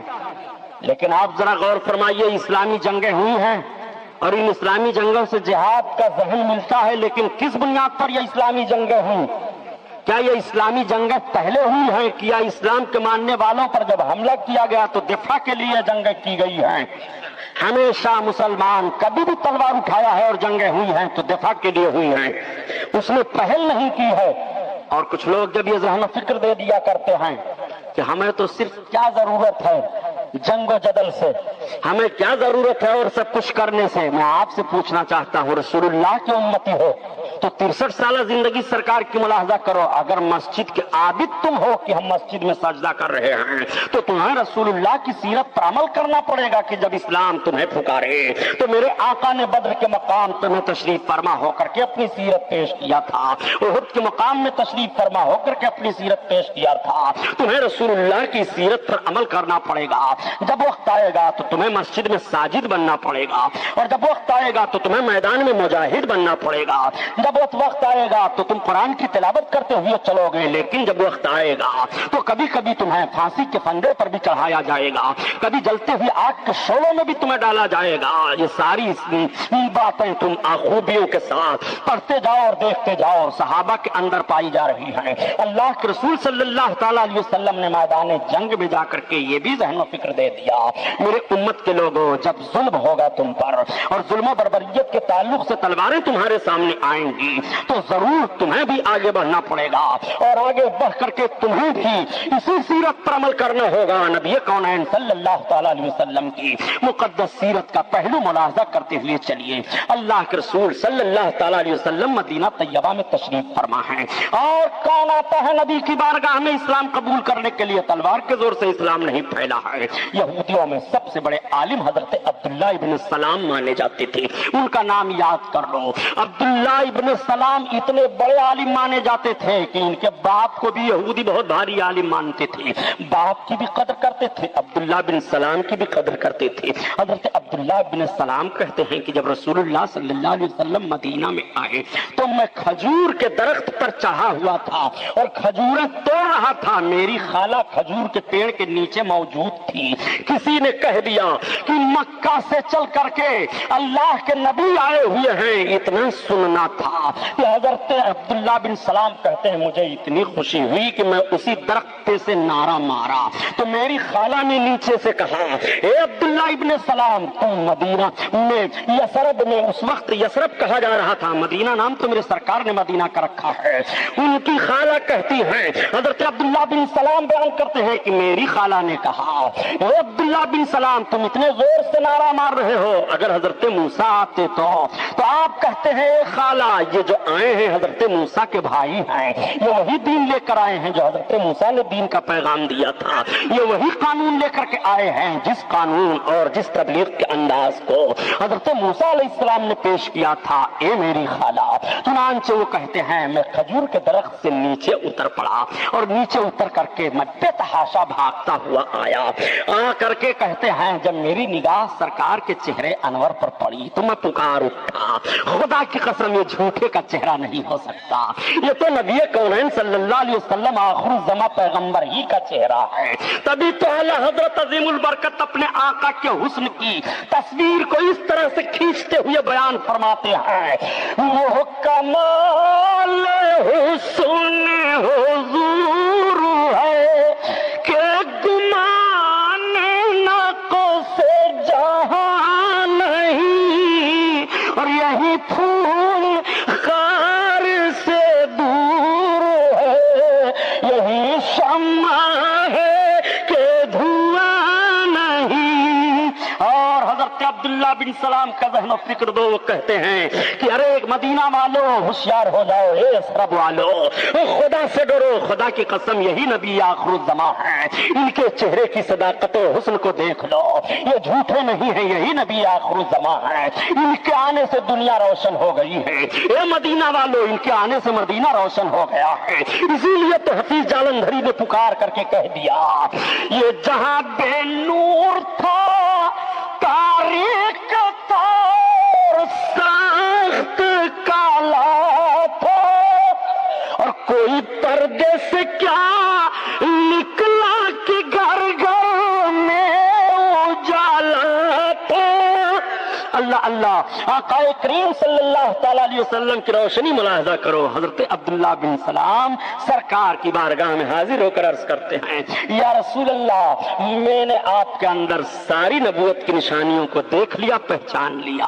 آپ مجھے کلمہ پڑھائیں سرکار. انہوں نے کوئی معجزہ نہیں طلب کیا، چہرے رسول دیکھ کر کے کلمہ پڑھ لیا. حضرت عبداللہ بن سلام کلمہ پڑھ کر کے اسلام میں داخلہ لے لیتے ہیں. جب اسلام میں داخلہ لے کر کے اپنی قوم میں گئے تو اپنے اسلام کو پوشیدہ رکھا. حضرت عبداللہ بن سلام نے بتایا نہیں. ایک روز سرکار کی بارگاہ میں حاضر ہو کر کے عرض کرتے ہیں کہ یا رسول اللہ، ایک بات بتاؤں، یہودیوں کی مکاری ذرا ملاحظہ فرما لیجئے. میں چھپ جاتا ہوں ایک کمرے میں، اور چھپنے کے بعد یا رسول اللہ میں وہیں ساری باتوں کو سنتا رہوں گا، اور آپ یہودیوں کو بلائیے، اور جب یہودی آ جائیں تو ان سے میرے بارے میں پوچھیے. اگر آپ میرے اسلام کو ظاہر کر دیں گے اور میرے بارے میں پوچھیں گے تو وہ غلط غلط مجھ پر الزام لگائیں گے. میرے اسلام کو ابھی نہ ظاہر کیجئے گا، اس کے بعد پوچھئے گا. چنانچہ اللہ کے رسول نے حضرت عبداللہ بن سلام کو کمرے میں بند کر دیا اور یہودیوں کو بلایا. یہودی جب آ گئے تو یہودیوں سے آپ نے پوچھا، بتاؤ عبداللہ بن سلام کے تعلق سے تمہارا کیا خیال ہے؟ تو لوگوں نے کہا وہ ہماری جماعت کا بہت بڑا عالم ہے، اس کے باپ بہت بڑے عالم تھے، وہ ہمارے رہنما ہیں. بڑی تعریفیں لوگوں نے کی. تو آپ فرماتے ہیں کہ اگر عبداللہ بن سلام مجھ پر اسلام لے آئیں، مسلمان ہو جائیں تو یہودیوں نے کہا ایسا نہیں ہو سکتا. عبداللہ بن سلام کبھی بھی آپ کا کلمہ نہیں پڑھ سکتے ہیں، آپ کو رسول مانیں گے ہی نہیں. آقا کریم نے ارشاد فرمایا اگر مان لیں تو کہا یہ نہیں ہو سکتا ہے. تب تک میرے آقا نے فرمایا عبداللہ بن سلام نکلو تم حجرہ سے. جیسے وہ باہر نکلتے ہیں کہتے ہیں اشہد ان لا الہ الا اللہ واشہد ان محمد عبدہ ورسولہ، میں گواہی دیتا ہوں اللہ کے سوا کوئی معبود نہیں، محمد اللہ کے رسول ہیں. آقا نے فرمایا اب دیکھو عبداللہ بن سلام کو. تب تک یہودی بھاگے یہ کہتے ہوئے کہ یہ تو بڑا شریر ہے، یہ تو بڑا بدماش ہے، یہ تو بڑا ایسا ہے ویسا ہے. تو حضرت عبداللہ بن سلام عرض کرتے ہیں یا رسول اللہ، دیکھا آپ نے ان لوگوں کی شرارت کو، یہ کس طرح سے پہلے میرے بارے میں کہتے تھے، اب کیا کہہ رہے ہیں. وہ ایسے پہچانتے تھے سرکار کو جیسے اپنے بال بچوں کو پہچان رہے ہوں، لیکن اس کے باوجود تعصب میں وہ اسلام نہیں قبول کرتے تھے. ہاں یہ اور بات ہے کہ بڑے بڑے سربراہ یہودیوں نے کلمہ پڑھا تھا اور وہ داخل اسلام ہو گئے تھے، جسے حضرت عبداللہ بن سلام ہیں، حضرت نعمان ہیں اور حضرت مخریق ہیں. حضرت مخریق رضی اللہ تعالیٰ عنہ تو ایسے ہیں کہ وہ کمر بستہ ہو گئے تھے کہ میں کبھی بھی محمد کا کلمہ نہیں پڑھوں گا. لیکن ایک روز ان کے دل میں بات آتی ہے کہ یار محمد الرسول اللہ سچے رسول ہیں، یہ کب تک بھول کرتے رہو گے، کب تک دھوکے میں رہو گے، گمراہی میں رہو گے. حضرت مخریق رضی اللہ تعالیٰ عنہ بارگاہ رسالت میں حاضر ہوئے اور حاضر ہو کر کے کلمہ پڑھ کر کے اسلام میں داخل ہو گئے. اس وقت احد کی لڑائی کا معاملہ تھا اور اس میدان میں شریک ہوئے، اور میدان احد میں اسلامی فوجوں کی طرف سے وہ بہت زبردست جنگ کرتے ہیں، شہید ہو جاتے ہیں. انہوں نے وصیت کی تھی یہ لوگوں سن لو، اگر میں میدان میں مارا جاؤں تو میرا سارا مال اللہ کے رسول کو دے دینا، سرکار جہاں چاہیں گے اس کو خرچ کریں گے. چنانچہ حضرت مخریق رضی اللہ تعالیٰ عنہ جب شہید ہوئے احد کے میدان میں تو ان کا سارا مال وصیت کے مطابق نبی کی بارگاہ میں پیش کر دیا جاتا ہے اور اللہ کے رسول صلی اللہ تعالیٰ علیہ وسلم اس کو استعمال فرماتے ہیں اور صحابہ پر اور دوسرے لوگوں پر اس کو خرچ کیا جاتا ہے. آقا کریم صلی اللہ تعالی علیہ وسلم کی بارگاہ میں ایسے ایسے لوگ شریک ہو کر کے کلمہ پڑھ رہے ہیں، اس کلمہ پڑھنے کو اور اسلام کے بڑھنے کو دیکھ نہ سکے، کفاران مکہ نہیں دیکھ سکے، یرد و نواح کے لوگ نہیں دیکھ سکے، یہودی جو مدینہ میں تھے وہ نہیں دیکھ سکے، ساز و باز کرنے لگے اور سازش کر کے مکہ خبریں پہنچاتے رہتے تھے۔ مکہ کے کفاروں نے اجتماعی شکل اختیار کر کے 1000 کی فوج لے کر کے بدر میں اترے، جس کو میں نے کل بیان کیا تھا، اور میدان بدر میں بڑی بھیانک لڑائی ہوتی ہے۔ لڑائی ہونے پر اسلامی فوج کامیاب ہو جاتی ہے، مسلمانوں کو فتح و کامرانی ملتی ہے، ان لوگوں کے لاشوں کو اٹھا کر کے گڑھے میں ڈالا جاتا ہے، شہیدوں کو دفن کیا جاتا ہے۔ 14 صحابہ شہید ہوئے تھے 313 میں، اور 70 کافر مارے گئے تھے، اور 70 ہی گرفتار کیے گئے تھے، بقیہ اور بھاگ لیے تھے۔ اللہ کے رسول صلی اللہ تعالی علیہ وسلم کے اس فتح کو جب مدینہ کے یہودیوں نے سنا تو اچنبھوں میں پڑ گئے۔ وہ سوچ نہیں سکتے تھے کہ مکہ کے کافروں سے اتنی زبردست جنگ کرنے کے بعد محمد کے مختصر ماننے والے کامیابی حاصل کر لیں گے، لیکن جب انہوں نے دیکھا کہ کامیابی کے بجائے 70 لوگوں کو گرفتار بھی کر لیا ہے تو تعجب میں پڑ گئے۔ اب ان 70 لوگوں کو کیا کیا جائے؟ مشورہ ہوتا ہے۔ حضرت عمر فاروق اعظم عرض کرتے ہیں، یا رسول اللہ، یہ 70 لوگ جو پکڑ پکڑ کر کے آئے ہیں، ان میں سے ہم لوگوں میں سے جو جس کا رشتہ دار ہے وہ اس کو قتل کرے۔ اللہ کے رسول صلی اللہ علیہ وسلم نے فرمایا نہیں۔ پھر مشورہ ہوتا رہا۔ اللہ کے حبیب صلی اللہ تعالی علیہ وسلم نے فرمایا ایسا کیا جائے، انہیں پھر ٹائم دے دیا جائے، ان کے رشتہ دار وغیرہ جتنے ہیں وہ فدیہ دے کر کے چھڑانا چاہیں تو چھڑا لے جائیں، ہم فدیہ پر انہیں چھوڑ دیں گے۔ چنانچہ اسی میدان بدر میں سرکار کی ایک بیٹی حضرت زینب رضی اللہ تعالی عنہا تھی، ان کا نکاح عمرو بن عاص سے ہوا تھا۔ وہ اسلام نہیں لائے تھے، اس وقت کافروں کی طرف سے لڑنے آئے تھے، وہ بھی گرفتار کر لیے جاتے ہیں۔ چنانچہ انہیں کافروں میں گرفتار کر کے وہ بھی آئے ہوئے ہیں۔ اس وقت مشرکین سے نکاح کرنا منع نہیں تھا، بعد میں مشرکوں سے نکاح کی حرمت کی آیت نازل ہوئی ہے۔ اللہ کے رسول صلی اللہ تعالی علیہ وسلم کے سامنے آپ کے داماد لائے جا رہے ہیں، سرکار کے سامنے کئی لوگ لائے جا رہے ہیں، فدیہ دے دے کر کے سب چھٹکارا لے رہے ہیں۔ رسول اللہ صلی اللہ علیہ وسلم کے سامنے ایک ہار آتا ہے، آپ کی شہزادی نے اپنا ہار بھیج دیا تھا، میرے شوہر کو چھوڑ دیا جائے۔ جب ہار سامنے آتا ہے تو یہی وہ ہار تھا جس کو رسول اللہ نے اپنی شہزادی کو دیا تھا۔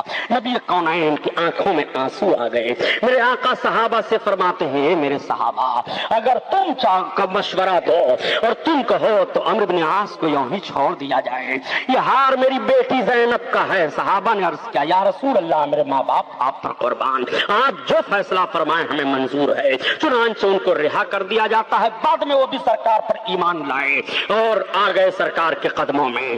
اللہ کے حبیب صلی اللہ علیہ وسلم نے دیکھا کہ کچھ لوگ ایسے بھی قیدی ہیں جن کے کوئی رشتہ دار فدیہ دینے کے لیے تیار نہیں ہیں، ان کو چھڑانے کے لیے تیار نہیں ہیں۔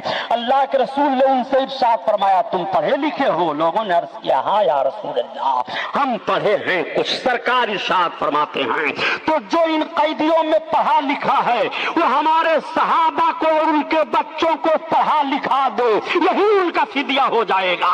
اللہ اکبر! تعلیم پر سرکار نے کتنا زور فرمایا، ذرا غور فرمائیے۔ نبی کونین تعلیم حاصل کرنے کو ان قیدیوں کا فدیہ قرار دے رہے ہیں۔ سیرت رسول مطالعہ کرو تو تمہیں پتا چلے گا علم کسے کہتے ہیں اور علم کی ترقیاں کیسے ہوتی ہیں اور علم سے وقار کیسے بڑھتا ہے۔ آج مسلمانوں پر الزام لگایا جاتا ہے مسلمان پڑھتا لکھتا نہیں ہے، مسلمان علم نہیں حاصل کرتا ہے۔ میں پوچھتا ہوں مسٹر آپ سے، مسلمان بہت پڑھتے ہیں، مسلمان بہت علم حاصل کرتے ہیں، مسلمانوں سے زیادہ تم نہیں علم والے ہو، نہ مسلمانوں سے زیادہ تمہیں سائنسی معلومات ہے، نہ مسلمانوں سے زیادہ تم نے مادیت میں ترقی حاصل کی ہے۔ مسلمانوں نے مادیت سے جو ترقیاں حاصل کر کے جن چیزوں کو ایجاد کر دیا ہے انہی چیزوں کی تم نقل اتار رہے ہو۔ جہاز مسلمان نے بنایا ہے، کشتی مسلمان نے بنایا ہے، گھڑی مسلمان نے بنایا ہے، دیواروں کی ترتیب مسلمان نے دیا ہے، شاہراہوں کا نقشہ مسلمانوں نے تعین کیا ہے۔ مسلمان انجینئرنگ میں بھی نہیں کم ہے، مسلمان علم میں بھی کم نہیں ہے۔ البتہ تم تعصب نظری سے مسلمان کو نہ تو اپنا ریزرویشن دے رہے ہو، نہ تو موجودہ حکومت میں مسلمانوں کو حکومت میں جگہیں دی جا رہی ہیں، نہ تو ان کو ملازمتیں دی جا رہی ہیں۔ جب نہ انہیں ملازمت ملتی ہے، نہ ان سے کام لیا جاتا ہے، نہ ان کے علم کی آزمائش کی جاتی ہے، تب مسلمان کے علم کو کیسے سمجھو گے؟ تمہارا حال تو یہ ہو گیا ہے کہ اگر کوئی مسلمان کا بچہ زیادہ پڑھنے والا ہے اور اچھا نمبر لاتا ہے، رول نمبر کا پتہ چل جائے تو اس کے نمبر کو کاٹ دیا کرتے ہو، اس کے نمبر کو کاٹ کر کے اسے فیل کر دیا کرتے ہو۔ یہ ساری باتیں آج موجودہ حکومت میں پارلیمنٹ میں اٹھائی جا رہی ہیں۔ مسلمان بچوں کے ساتھ تم یہ انصاف کا خون کر رہے ہو۔ مسلمان بچے جو پڑھے لکھے ہیں اور ڈگریاں جن کے پاس ہیں، دو ہیں ملازمت میں اور لوگ ہیں ملازمت میں، دیکھو وہ کام کرتے ہیں کہ نہیں، وہ سارا معاملہ سراہتے ہیں کہ نہیں۔ خدا کی قسم مسلمان جس آفس میں رہے گا اس آفس کا نقشہ بدل دے گا۔ مسلمان نہ ملک کا غدار ہوتا ہے، نہ مسلمان اپنی ملازمت کا غدار ہوتا ہے۔ مسلمانوں کی وفاداری کو تم نے دیکھا کہاں ہے؟ اگر تم نے فوج میں مسلمانوں کو لیا ہے تو مسلمان نے سرحد پر اپنے خون کو بہا کر کے بتایا ہے ہم وفادار ہیں۔ اگر تم نے آفسوں میں مسلمانوں کو لیا ہے تو مسلمانوں نے آفسوں میں اپنی ذمہ داریوں کو نبھا کر کے بتا دیا ہے ہم مسلمان ہیں۔ مسلمان کبھی بھی وفاداری نہیں کرتا ہے، یہ وفاداری سے نہیں پھرتا ہے۔ یہ غلط الزام تم مسلمانوں پر لگا رہے ہو۔ مسلمانوں کے پیغمبر صلی اللہ تعالیٰ علیہ وسلم نے قیدیوں کو فدیہ قرار دیا تھا کہ پڑھے لکھے ہو تو انہیں پڑھا دو، یہی تمہارے لیے چھٹکارے کا سبب بن جائے گا۔ چنانچہ انہیں پڑھایا جاتا ہے، ان کے چھٹکارے کا وہی سبب بن جاتا ہے۔ نبی کونین صلی اللہ تعالیٰ علیہ وسلم نے اس جنگ میں ایسی کامیابی حاصل کی ہے، مقام بدر کی جنگ کا اثر گرد و نواح میں بھی پڑ جاتا ہے۔ اللہ کے رسول گرد و نواح میں جو قبیلے آباد تھے ان قبیلوں میں اسلام کی دعوت پیش فرماتے ہیں۔ تمام ملکوں میں میرے سرکار اسلام کی دعوت پیش فرماتے ہیں۔ چنانچہ اس وقت 14 ریاستیں عرب کے قریب قریب تھیں۔ ان 14 ریاستوں میں اللہ کے رسول نے اپنے قاصد کو اور اپنے سفیر کو، صحابی کو خط لکھ کر کے بھیجا تھا اور اسلام کی دعوت پیش کیا تھا۔ مدینہ طیبہ سے تحریک جاری ہے، لیکن پھر بھی مشرکین کو چین نہیں آیا۔ یہ کٹے پٹے لٹے بھاگ کر کے مکہ میں گئے تھے، پھر مکہ میں سازش کرنے لگے۔ مدینہ کے یہودی بھی مل گئے اور مدینہ کے یہودی پل پل مکہ کے کافروں کو خبر دیتے رہے۔ چنانچہ مکہ کے کافروں نے اب کی بڑی زبردست تیاری کی ہے اور زبردست تیاری کر کے وہ کئی سو اکٹھا ہو کر کے اپنے تمام بہادروں کو لے کر کے ابو سفیان کی قیادت میں مقام احد کی طرف چل پڑے۔ پھر رسول اللہ کو اطلاع ملتی ہے کہ ہمارے خلاف تلواریں اٹھائی جانے والی ہیں، پھر ہمارے خلاف لوگ مدینہ کی طرف آ رہے ہیں۔ اب دوسری جنگ کو آپ ملاحظہ فرمائیے، پہلی جنگ بدر میں لڑی جاتی ہے تو بھی پہل کافروں کی طرف سے ہوتی ہے اور دوسری جنگ احد میں لڑی جاتی ہے تو بھی کافروں کی طرف سے ہوتی ہے۔ اگر کافروں کی طرف سے وہ جنگ نہیں ہے تو پیمائش کر لو زمین کی، بدر مدینہ کے قریب ہے کہ مکہ کے قریب ہے، احد مدینہ کے قریب ہے کہ مکہ کے قریب ہے۔ شہر کی قربت بتا رہی ہے کہ ظلم ان کی طرف سے ہوا ہے، چڑھائی ان لوگوں نے کی ہے، اللہ کے رسول نے چڑھائی نہیں کی ہے۔ ظالم وہی لوگ قرار دیے جائیں گے۔ تاریخ پڑھو نبی کونین صلی اللہ تعالیٰ علیہ وسلم کی مقدس زندگی کی، تب تمہیں پتا چلے گا۔ تم الزام لگایا کرتے ہو کہ مسلمان جہادی ہے، مسلمان فسادی ہے، مسلمان قاتل ہے، مسلمان قتل و قتال کرنا چاہتا ہے۔ پیغمبر اسلام صلی اللہ تعالیٰ علیہ وسلم کی مقدس ہسٹری پڑھو، میرے سرکار کی سوانح زندگی مطالعہ کرو تو تمہیں پتا چل جائے گا۔ یہ مقام احد ہے۔ اللہ کے رسول صلی اللہ تعالیٰ علیہ وسلم کی خفیہ ایجنسی سے بھی پتا چل جاتا ہے کہ یا رسول اللہ، کفاران مکہ پھر ہم پر چڑھنے والے ہیں۔ اللہ کے حبیب تشریف فرما ہیں، اسلام کی دعوت پیش فرما رہے ہیں۔ میرے سرکار ہر صورت میں جنگ کو ٹالا کرتے تھے، اس لیے کہ جنگ سے مال کی تباہی ہوتی ہے، جنگ سے جان ضائع ہو جایا کرتے ہیں، جنگ سے تباہیاں مچ جایا کرتی ہیں۔ جنگ نہ ہو اور معیشت درست ہو جائے، جنگ نہ ہو، اسلام پھیلتا رہے۔ میرے سرکار ہر صورت میں جنگ کو ٹالا کرتے تھے۔ آقا کریم تشریف فرما ہیں، تب تک ایک خاتون پہنچ گئی اور عرض کرتی ہیں یا رسول اللہ، یہ میرا بچہ ہے، یہ گونگا ہے، بولتا نہیں ہے۔ دیکھو ادھر اللہ کے رسول صلی اللہ تعالیٰ علیہ وسلم کو ایسی ایسی اطلاعیں مل رہی ہیں اور میرے سرکار کی بارگاہ میں ایسے ایسے ضرورت مند بھی حاضر ہو رہے ہیں۔ بڑا بچہ یا رسول اللہ گونگا ہے، تو سرکار نے یہ نہیں فرمایا جاؤ حکیموں اور طبیبوں سے دوا حاصل کرو، جاؤ حکیموں اور طبیبوں سے پتہ لگاؤ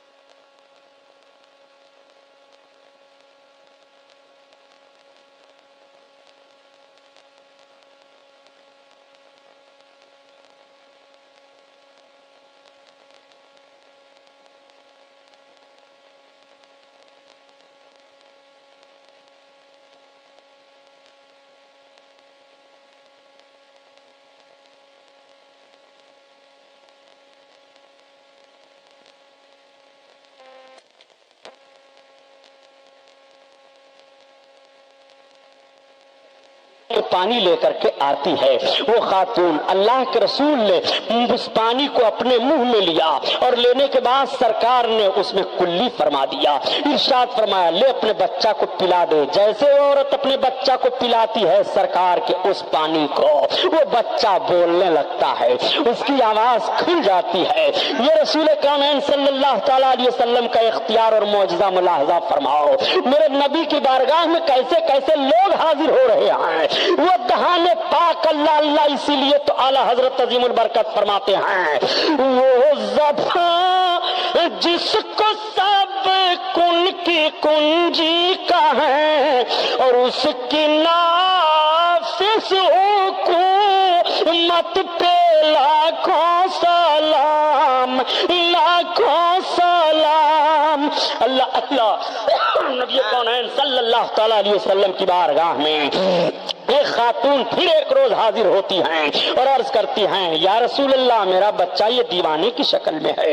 نبی کونین صلی اللہ تعالیٰ علیہ وسلم نے اس بچے کے سینے پر اپنا دست کریم رکھا. تب تک بچے کو قے ہوئی اور ایک کوئی کالی چیز نکلی, بچہ ٹھیک ہو گیا, بچہ بولنے لگا. نبی کونین صلی اللہ تعالیٰ علیہ وسلم کی بارگاہ میں کیسے کیسے حاجت مند آ رہے ہیں. کل بھی حاجت مند جا رہے تھے, آج بھی حاجت مند جا رہے ہیں. کل بھی نبی کو پکار کر کے مدد مانگ رہے تھے, آج بھی جو لوگ نبی کو پکارتے ہیں وہ مدد مانگتے ہیں. ظالم تم کہتے ہو کہ نبی کو دور سے پکارنا یہ شرک ہے, نبی سے مدد نہ مانگو. خدا کی قسم اگر نبی سے مدد نہیں مانگیں گے تو تم خدا کی مدد نہیں پا سکتے ہو. مدد خدا ہی دے گا لیکن اپنے محبوب کے دروازے سے دے گا. عطا خدا ہی کرتا ہے مگر اپنے محبوب کے دروازے سے دے گا. محبوب کا دروازہ چھوڑ دینے کے بعد تمہیں کچھ نہیں ملے گا. جو کچھ تمہیں ملے گا نبی کے دروازہ ہی سے ملے گا. نبی کونین صلی اللہ تعالیٰ علیہ وسلم کو اطلاع دی جاتی ہے یا رسول اللہ مقام احد پر فروکش ہو گئے ہیں, لشکر کفاروں کا آ چکا ہے. اللہ کے حبیب نے مدینہ طیبہ کے جانثاروں کو اکٹھا کیا. 3000 لوگ اکٹھا ہو گئے یا 1700 لوگ, 1700 لوگ اکٹھا ہو گئے. اس طرح سے تاریخیں بتائی جا رہی ہیں. جب سب اکٹھا ہوئے تو مدینہ کے کچھ نوجوان تھے, ان نوجوانوں کو تھوڑا سا فخر آ گیا. ان نوجوانوں نے اپنے لشکر کو دیکھ کر کے کہا اب ہم سے کافر کیسے جیت سکتے ہیں. ذرا جملہ ملاحظہ فرماؤ, اب ہم سے کافر کیسے جیت سکتے ہیں. اللہ کے رسول صلی اللہ تعالیٰ علیہ وسلم لشکر اسلامی کا اپنے جانثاروں کا یہ دستہ لے کر کے چلتے ہیں. عبداللہ ابن ابی 700 لوگوں کو لے کر کے چل رہا تھا. اس نے کہا کہ جب ہم کو فتح مل جائے اور کامیابی مل جائے تو ہمیں بھی سردار بنا دیا جائے. اللہ کے رسول صلی اللہ علیہ وسلم نے فرمایا سرداری اس طرح سے نہیں ملتی ہے. اگر تم اس طرح سے مانگو گے تو تمہیں یہ کھجور کی ٹہنی پڑی ہے یہ بھی نہیں دوں گا. چنانچہ وہ اپنے ساتھیوں کو لے کر کے واپس ہو گیا. یہ کیوں عبداللہ ابن ابی منافق بنا تھا اس کی بھی تاریخ سامنے سن لو. اوس و خزرج 2 قبیلے تھے, بہت لڑتے رہتے تھے, بڑی مار پیٹ ان میں ہوتی تھی. ایک مرتبہ آس کے مقام پر اتنی بھاری جنگ ہوئی ان دونوں قبیلوں میں کہ پورا قبیلہ تباہ و برباد ہو گیا. تو ان دونوں قبیلوں کے کچھ بوڑھے اور بزرگ بیٹھے اور ان لوگوں نے کہا کہ ہم لوگ آپس میں کسی کو اپنا سردار منتخب کر لیں اور وہ سردار ہم دونوں جماعتوں پر دباؤ رکھے, لڑائی نہ ہو. چنانچہ ان لوگوں نے تاڑا کہ اس وقت مدینہ میں عبداللہ ابن ابی ہے اور عبداللہ ابن ابی کو ہم اپنا سردار بنائیں اور اسی کا کی بات کو مانیں. چنانچہ ان دونوں قبیلوں کے لوگوں نے مل کر کے سونے کا تاج تیار کروانا شروع کیا کہ فلاں دن ہم سونے کا تاج پہنا کر کے اپنے دونوں قوموں اور قبیلوں کا سردار عبداللہ ابن ابی کو تسلیم کریں گے. عبداللہ ابن ابی کے ذہن و فکر میں یہ بات آئی کہ اگر یہ لوگ مجھ کو سونے کا تاج پہنا کر کے اپنا سردار مان لیں گے تو پھر مدینہ کے جتنے لوگ ہیں سب مجھ کو اپنا سردار تسلیم کریں گے, میں پورے مدینہ کا حاکم اشرف کا بن جاؤں گا. یہ اس کے ذہن و فکر میں بات تھی. تب تک میرے سرکار مدینہ طیبہ میں تشریف لے آئے. اس کا سارا کیا دھرا ملیا میٹ ہو گیا. اوس و خزرج قبیلے کے لوگ سرکار کی بارگاہ میں حاضر ہو کر کے اسلام قبول کر لیتے ہیں اور شیر و شکر ہو جاتے ہیں, ان کا اختلاف دور ہو جاتا ہے. عبداللہ ابن ابی کے تعلق سے سونے کا تاج اور سرداری کا معاملہ سب کیا دھرا برباد ہو گیا. اس نے دیکھا کہ سارے لوگ جب محمد رسول اللہ کے قدموں میں جا رہے ہیں، تو ظاہری طور پر اس ظالم نے بھی کلمہ پڑھ لیا اور اپنے لوگوں کو لے کر کے سرکار کی بارگاہ میں شامل ہو گیا۔ چنانچہ جب مقام احد پر میرے آقا جانے لگے تو یہ اپنے ساتھ سے لوگوں کو لے کر کے آہانہ بہانہ کر کے ٹھہر گیا۔ اللہ کے رسول سمجھ رہے تھے کہ یہ کس بنیاد پر ٹھہر رہا ہے، چنانچہ اپنے شہدائیوں کو لے کر کے میرے آقا مقام احد میں پہنچ گئے۔ مقام احد پر بہت کرہ مقابلہ ہے اور بڑی کئی جماعت کافروں کی مکہ سے آئی ہے، ایسے ایسے لوگ اس میں آئے ہیں۔ ابو سفیان اس کی قیادت کر رہے ہیں، ان کی بیوی ہندا بھی آئی ہیں۔ ہندا کے باپ اور بھائی میدان بدر میں مارے گئے تھے اور سرکار کے چچا حضرت حمزہ نے مارا تھا۔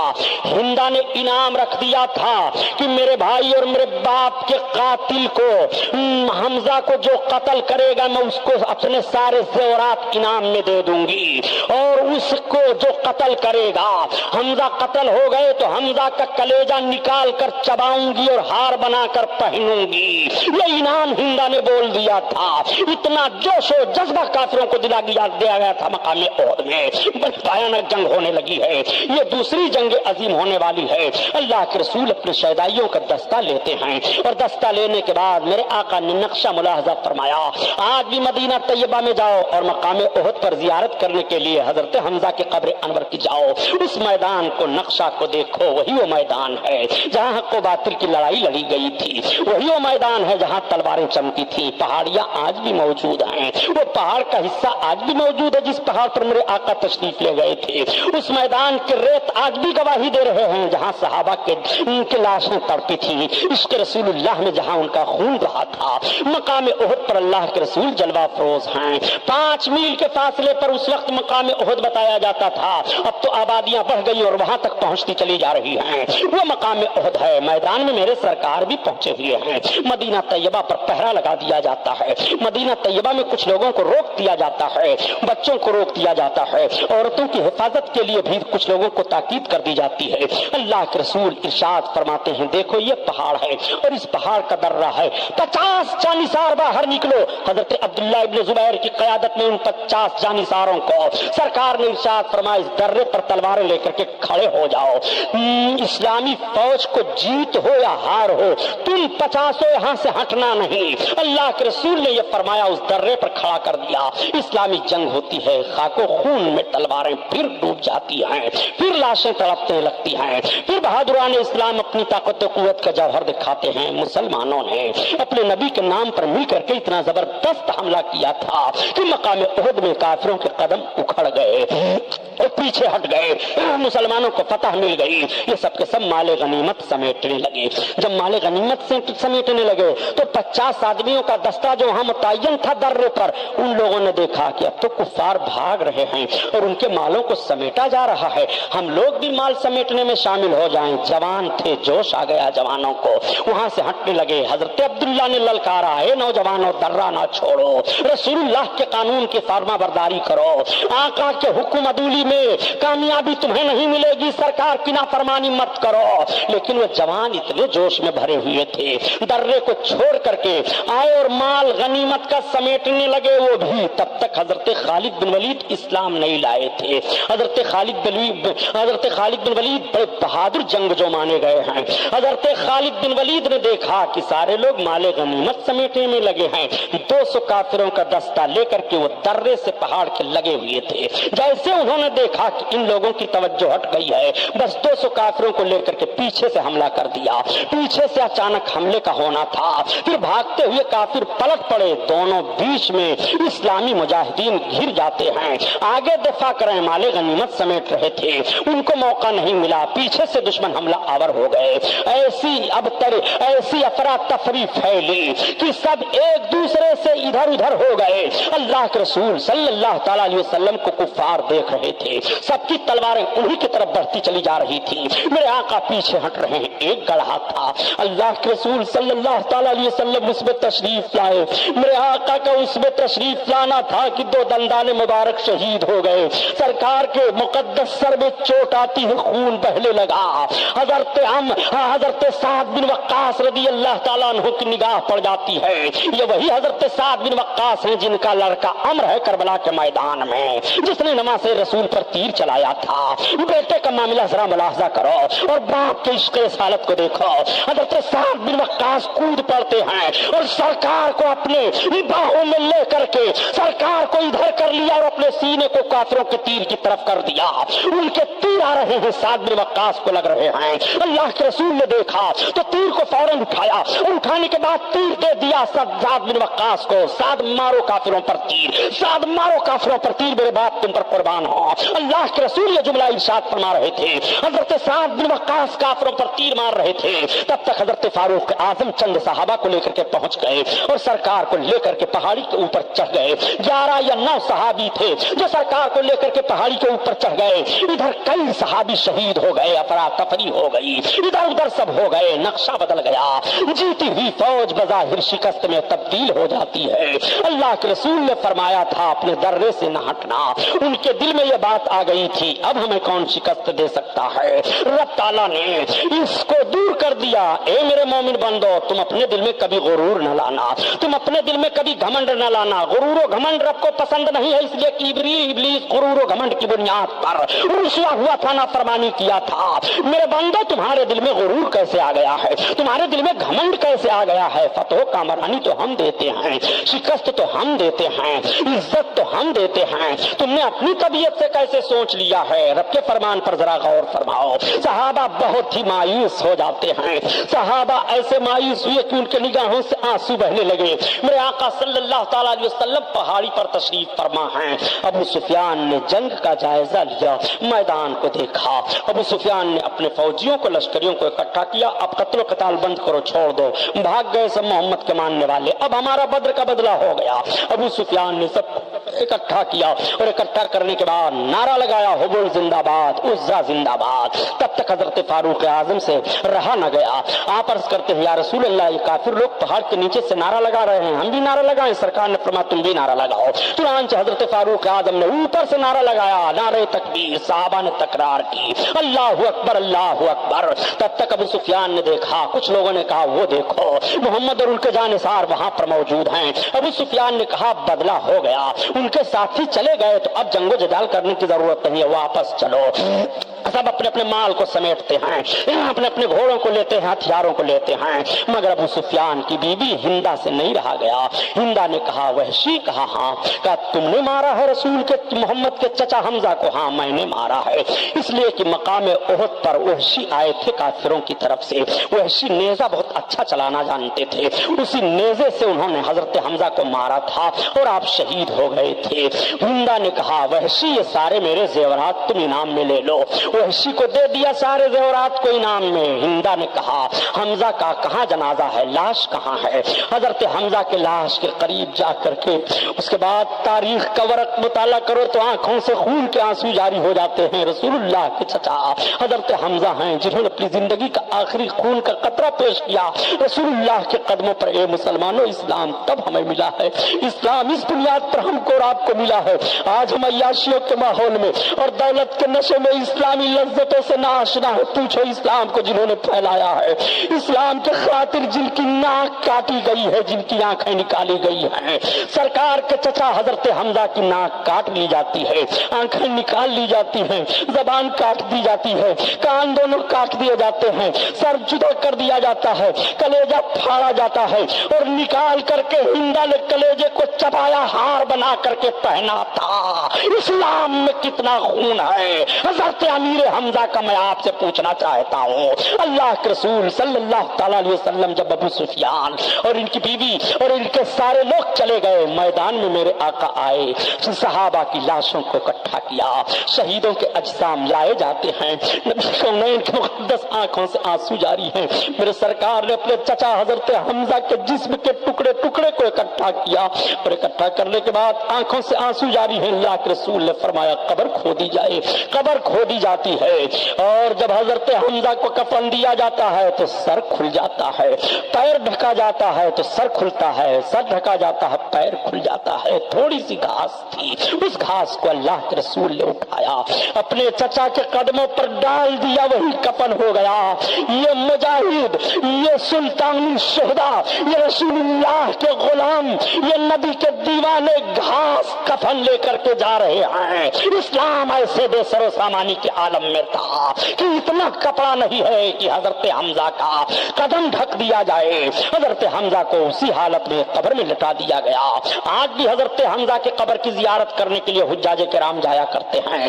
کچھ زخمی مدینہ طیبہ لائے گئے، جب ان کی شہادت ہو گئی تو مقام جنت البقیع میں وہ دفنائے گئے۔ اللہ کے رسول کے تعلق سے کسی نے مدینہ میں خبر پھیلا دی کہ اللہ کے رسول شہید کر دیے گئے۔ مدینہ میں جو لوگ تھے بے قرار ہو گئے، ان سے رہا نہیں گیا۔ بچے نکل آئے، عورتیں روتی ہوئی نکل آئیں، جو بوڑھے بچے تھے وہ سب نکل آئے، جتنے لوگ تھے سب نکل آئے کہ جب اللہ کے رسول اب نہیں رہے تو ہم کو رہ کر کے اس دنیا میں کیا کرنا ہے۔ انصار گھرانے کی ایک خاتون اتنی بے قرار ہوئی کہ وہ بے تحاشا میدان کی طرف بھاگتی چلی جا رہی تھی۔ ادھر سے ایک صحابی آ رہے تھے میدان جنگ سے، ان کی نگاہ پڑ گئی، پوچھتے ہیں خاتون کہاں بھاگی چلی جا رہی ہو؟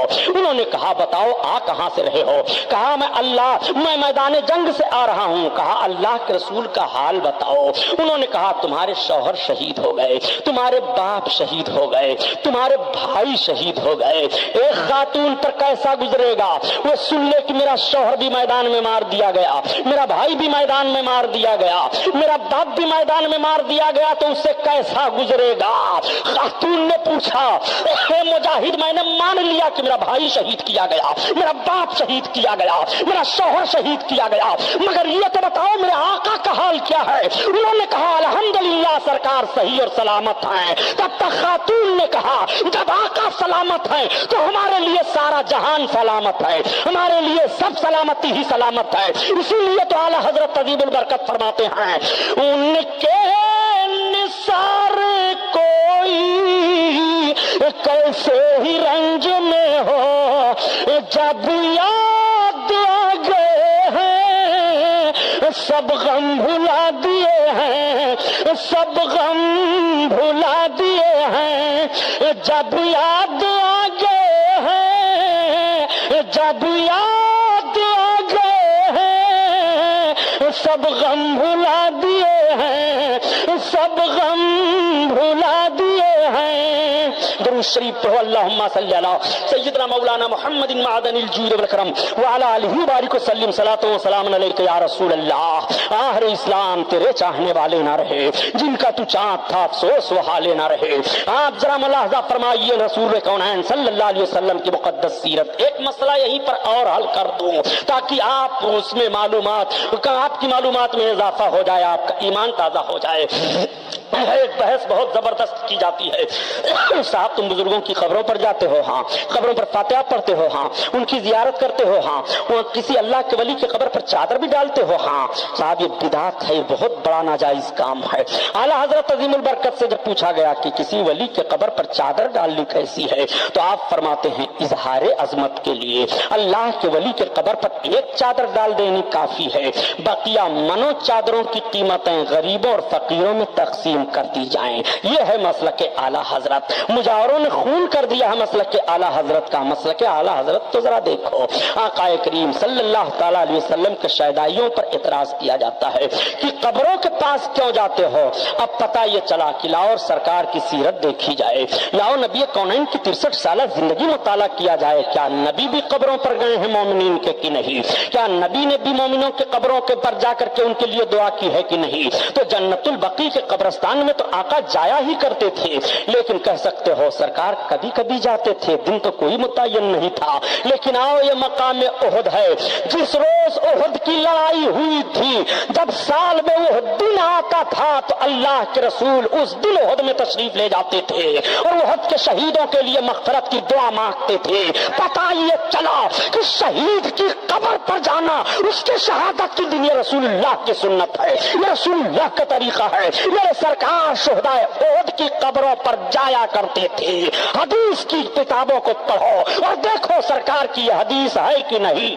سبحان اللہ، نعرہ تکبیر، نعرہ رسالت، مذہب اسلام، مسلک اعلی حضرت علامہ سبحانی صاحب قبلہ، سبحان اللہ سبحان مولوی صاحب سے پوچھئے گا، مولوی صاحب ہاں ذرا یہ بتائیے سرکار شہدائے احد کی قبروں پر سال میں جاتے تھے؟ اگر کہہ دیں نہیں تو ہمارے پاس آئیے گا، اور کہیں کہ ہاں تو کہیے تو پھر ہم کو شہیدوں کی قبروں پر جانے سے آپ کیوں روکتے ہیں؟ سرکار سال میں شہیدوں کی قبروں پر تشریف لے جاتے تھے، ان کے لیے دعائے مغفرت کیا کرتے تھے۔ اللہ کے رسول صلی اللہ علیہ وسلم کی سیرت ذرا ملاحظہ فرماؤ۔ میرے سرکار تشریف لائے، مدینہ طیبہ پہنچے، بہت غمگین ہیں مسلمان، انہیں بڑی فکر لگی ہوئی ہے کہ ہمیں شکست ہو گئی، ہم آج جیتی ہوئی جنگ کو شکست میں دیکھ کر کے آ رہے ہیں، گھر گھر ماتم ہے، آنکھوں سے آنسو بہ رہے ہیں۔ اللہ کے حبیب پر وہی نازل ہوتی ہے، وَلَا تَهْنُوا وَلَا تَحْزَنُوا وَأَنْتُمُ الْأَعْلَوْنَ إِن كُنتُم مُؤْمِنِينَ۔ تم غم نہ کھاؤ، سست نہ پڑو، تم ہی کامیاب ہو مومن اگر ہو تو۔ ان کنتم مومنین، تم مومن ہو تو کامیابی تمہارے لیے ہے۔ اس بشارت کو سننے کے بعد مسلمانوں کا دل بھر آتا ہے، ان کے چہرے پر نظم ہلال چھایا ہوا تھا، گلاب کی طرح ان کا چہرہ ہو جاتا ہے۔ رب کی طرف سے بشارت سنتے ہیں، قرآن میں آیت نازل ہو رہی ہے، یا ایھا الذین آمنوا استعینوا بالصبر والصلاۃ، اے ایمان والو صبر سے مدد مانگو، نماز سے مدد مانگو، ان اللہ مع الصابرین، اللہ صبر کرنے والوں کے ساتھ ہے۔ قرآن کی آیت تلاوت کرنے کے بعد صحابہ کو سکون مل جاتا ہے، صحابہ مطمئن ہو جاتے ہیں۔ اب آپ ذرا ملاحظہ فرمائیے، مدینہ طیبہ میں میرے آقا تشریف فرما ہیں، گرد و نواح سے لوگ پھر بھی آ رہے ہیں، اسلام کا کلمہ پڑھ رہے ہیں، اسلام بڑھتا چلا جا رہا ہے، اسلام کو روکنے کی بڑی کوششیں کی جا رہی ہیں، تلواروں کے زور سے کوششیں کی گئی ہیں، اسلام بڑھتا چلا جا رہا ہے۔ میرے سرکار نظام اسلام اور دستور حیات بھی مرتب فرما رہے ہیں۔ میرے سرکار نے مدینہ طیبہ میں اجتماع کیا صحابہ کا، اور ارشاد فرمایا، میرے صحابہ نماز جماعت سے پڑھتے ہو؟ عرض کرتے ہاں یا رسول اللہ ہم پڑھتے ہیں۔ آقا ارشاد فرماتے ہیں، جہاں ٹائم ہوتا ہے، جس میدان میں ہوتا ہے، نماز صحابہ جماعت سے ادا کر لیا کرتے ہیں، نماز کے اعلان کے لیے کیسے کیا کیا جائے؟ صحابہ سے سرکار نے مشورہ کیا، اس وقت اذان نہیں تھی۔ آج جو لوگ نبی کونین کی مقدس سنت سے دور بھاگ رہے ہیں، وہ ذرا دیکھیں، وہ نماز پڑھیں جو بغیر اذان والی ہو۔ صحابہ پہلے بغیر اذان کے نماز پڑھتے تھے، قرآن میں کہیں حکم نہیں ہے کہ پہلے اذان دے لو تب نماز پڑھو۔ تمہاری ماں نے دودھ پلایا ہے، اتنا علم ہے تو بتاؤ مجھے، قرآن میں حکم دیا اور اب نے کہ پہلے نماز پڑھنے کے لیے اذان دے لو؟ وضو بنانے کے لیے تو قرآن میں حکم ہے، طہارت حاصل کرنے کے لیے تو ہے، نماز کے اوقات کا تعین تو کیا گیا ہے وہ ہے، لیکن بتاؤ نماز کی تیاری کرنے کے لیے نماز کا وقت ہو جائے تو اذان دو، یہ قرآن میں نہیں ہے۔ اللہ کے رسول صلی اللہ تعالیٰ علیہ وسلم نے صحابہ کو مشورہ دیا، کسی نے عرض کیا کہ یا رسول اللہ ایسا کیا جائے کہ پہاڑ پر آگ جلائی جائے، اس آگ کو دیکھ کر کے لوگ جمع ہو جائیں گے۔ سرکار نے فرمایا آگ مجوس جلاتے ہیں۔ کسی نے عرض کیا یا رسول اللہ ایسا کریں کہ ہم ناقوس بجائیں، آقا کریم نے فرمایا یہ بھی ہمارے لیے مناسب نہیں ہے، ناقوس تو اپنی عبادت کرنے کے لیے اپنے گرجاؤں میں عیسائی بجایا کرتے ہیں۔ کسی نے عرض کیا کہ یا رسول اللہ ہم گھنٹیاں گھڑیال بجایا کریں، آقا نے فرمایا یہ تو یہودیوں کا طریقہ ہے، ہم ایسا بھی نہیں کر سکتے ہیں۔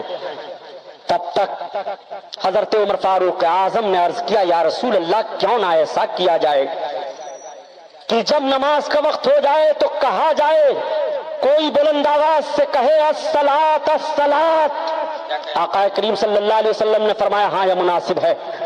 اسی پر بات طے ہو گئی۔ اللہ کے رسول صلی اللہ علیہ وسلم آرام فرما ہوتے ہیں، صحابہ سوئے۔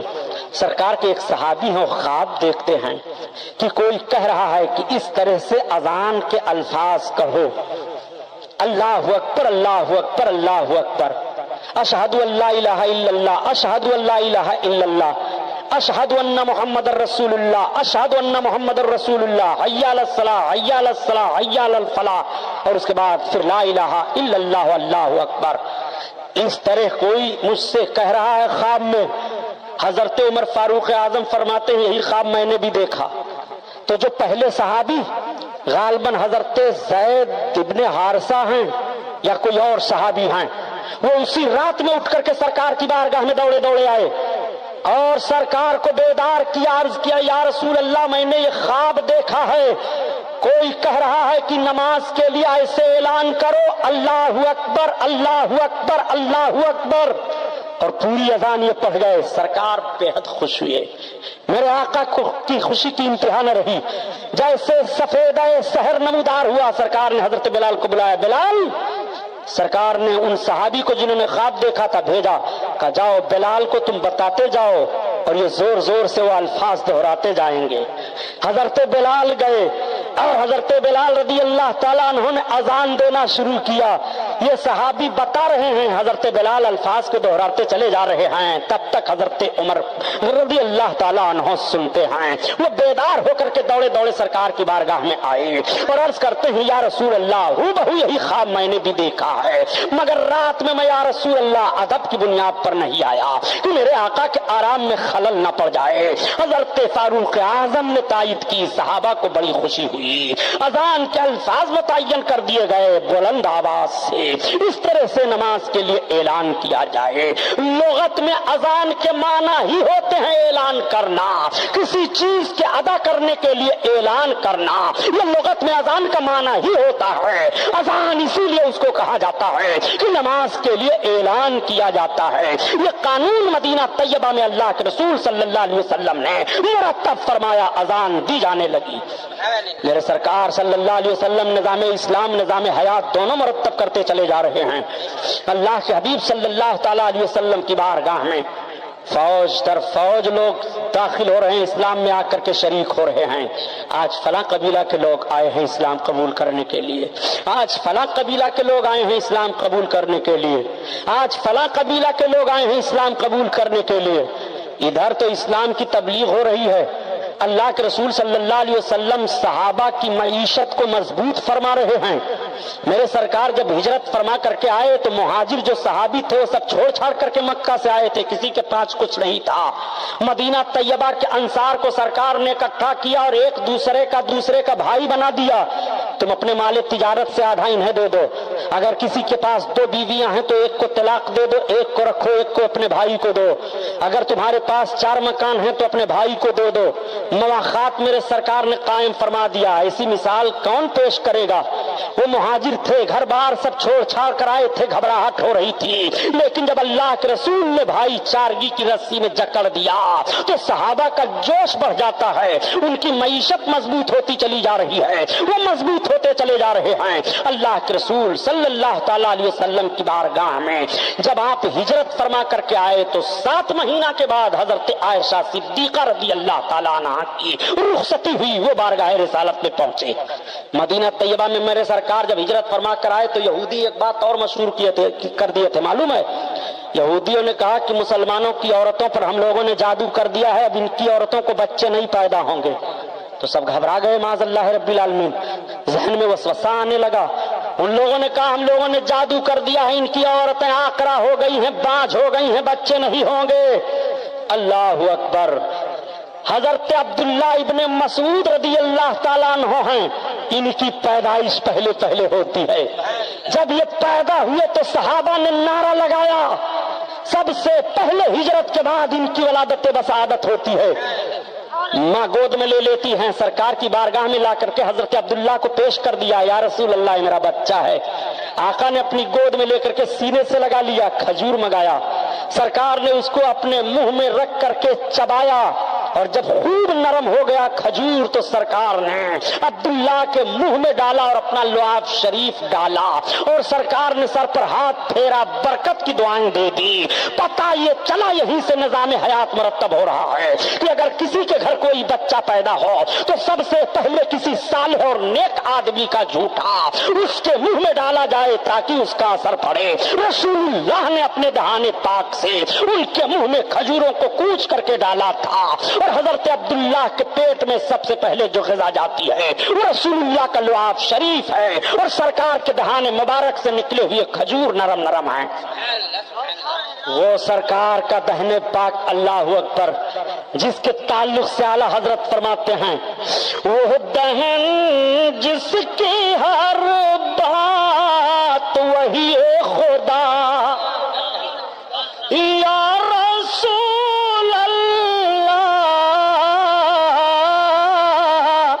وہ دہن جس کی ہر بات وہی خدا، اور چشمہ علم و حکمت تو لاکھوں سلام لاکھوں سلام۔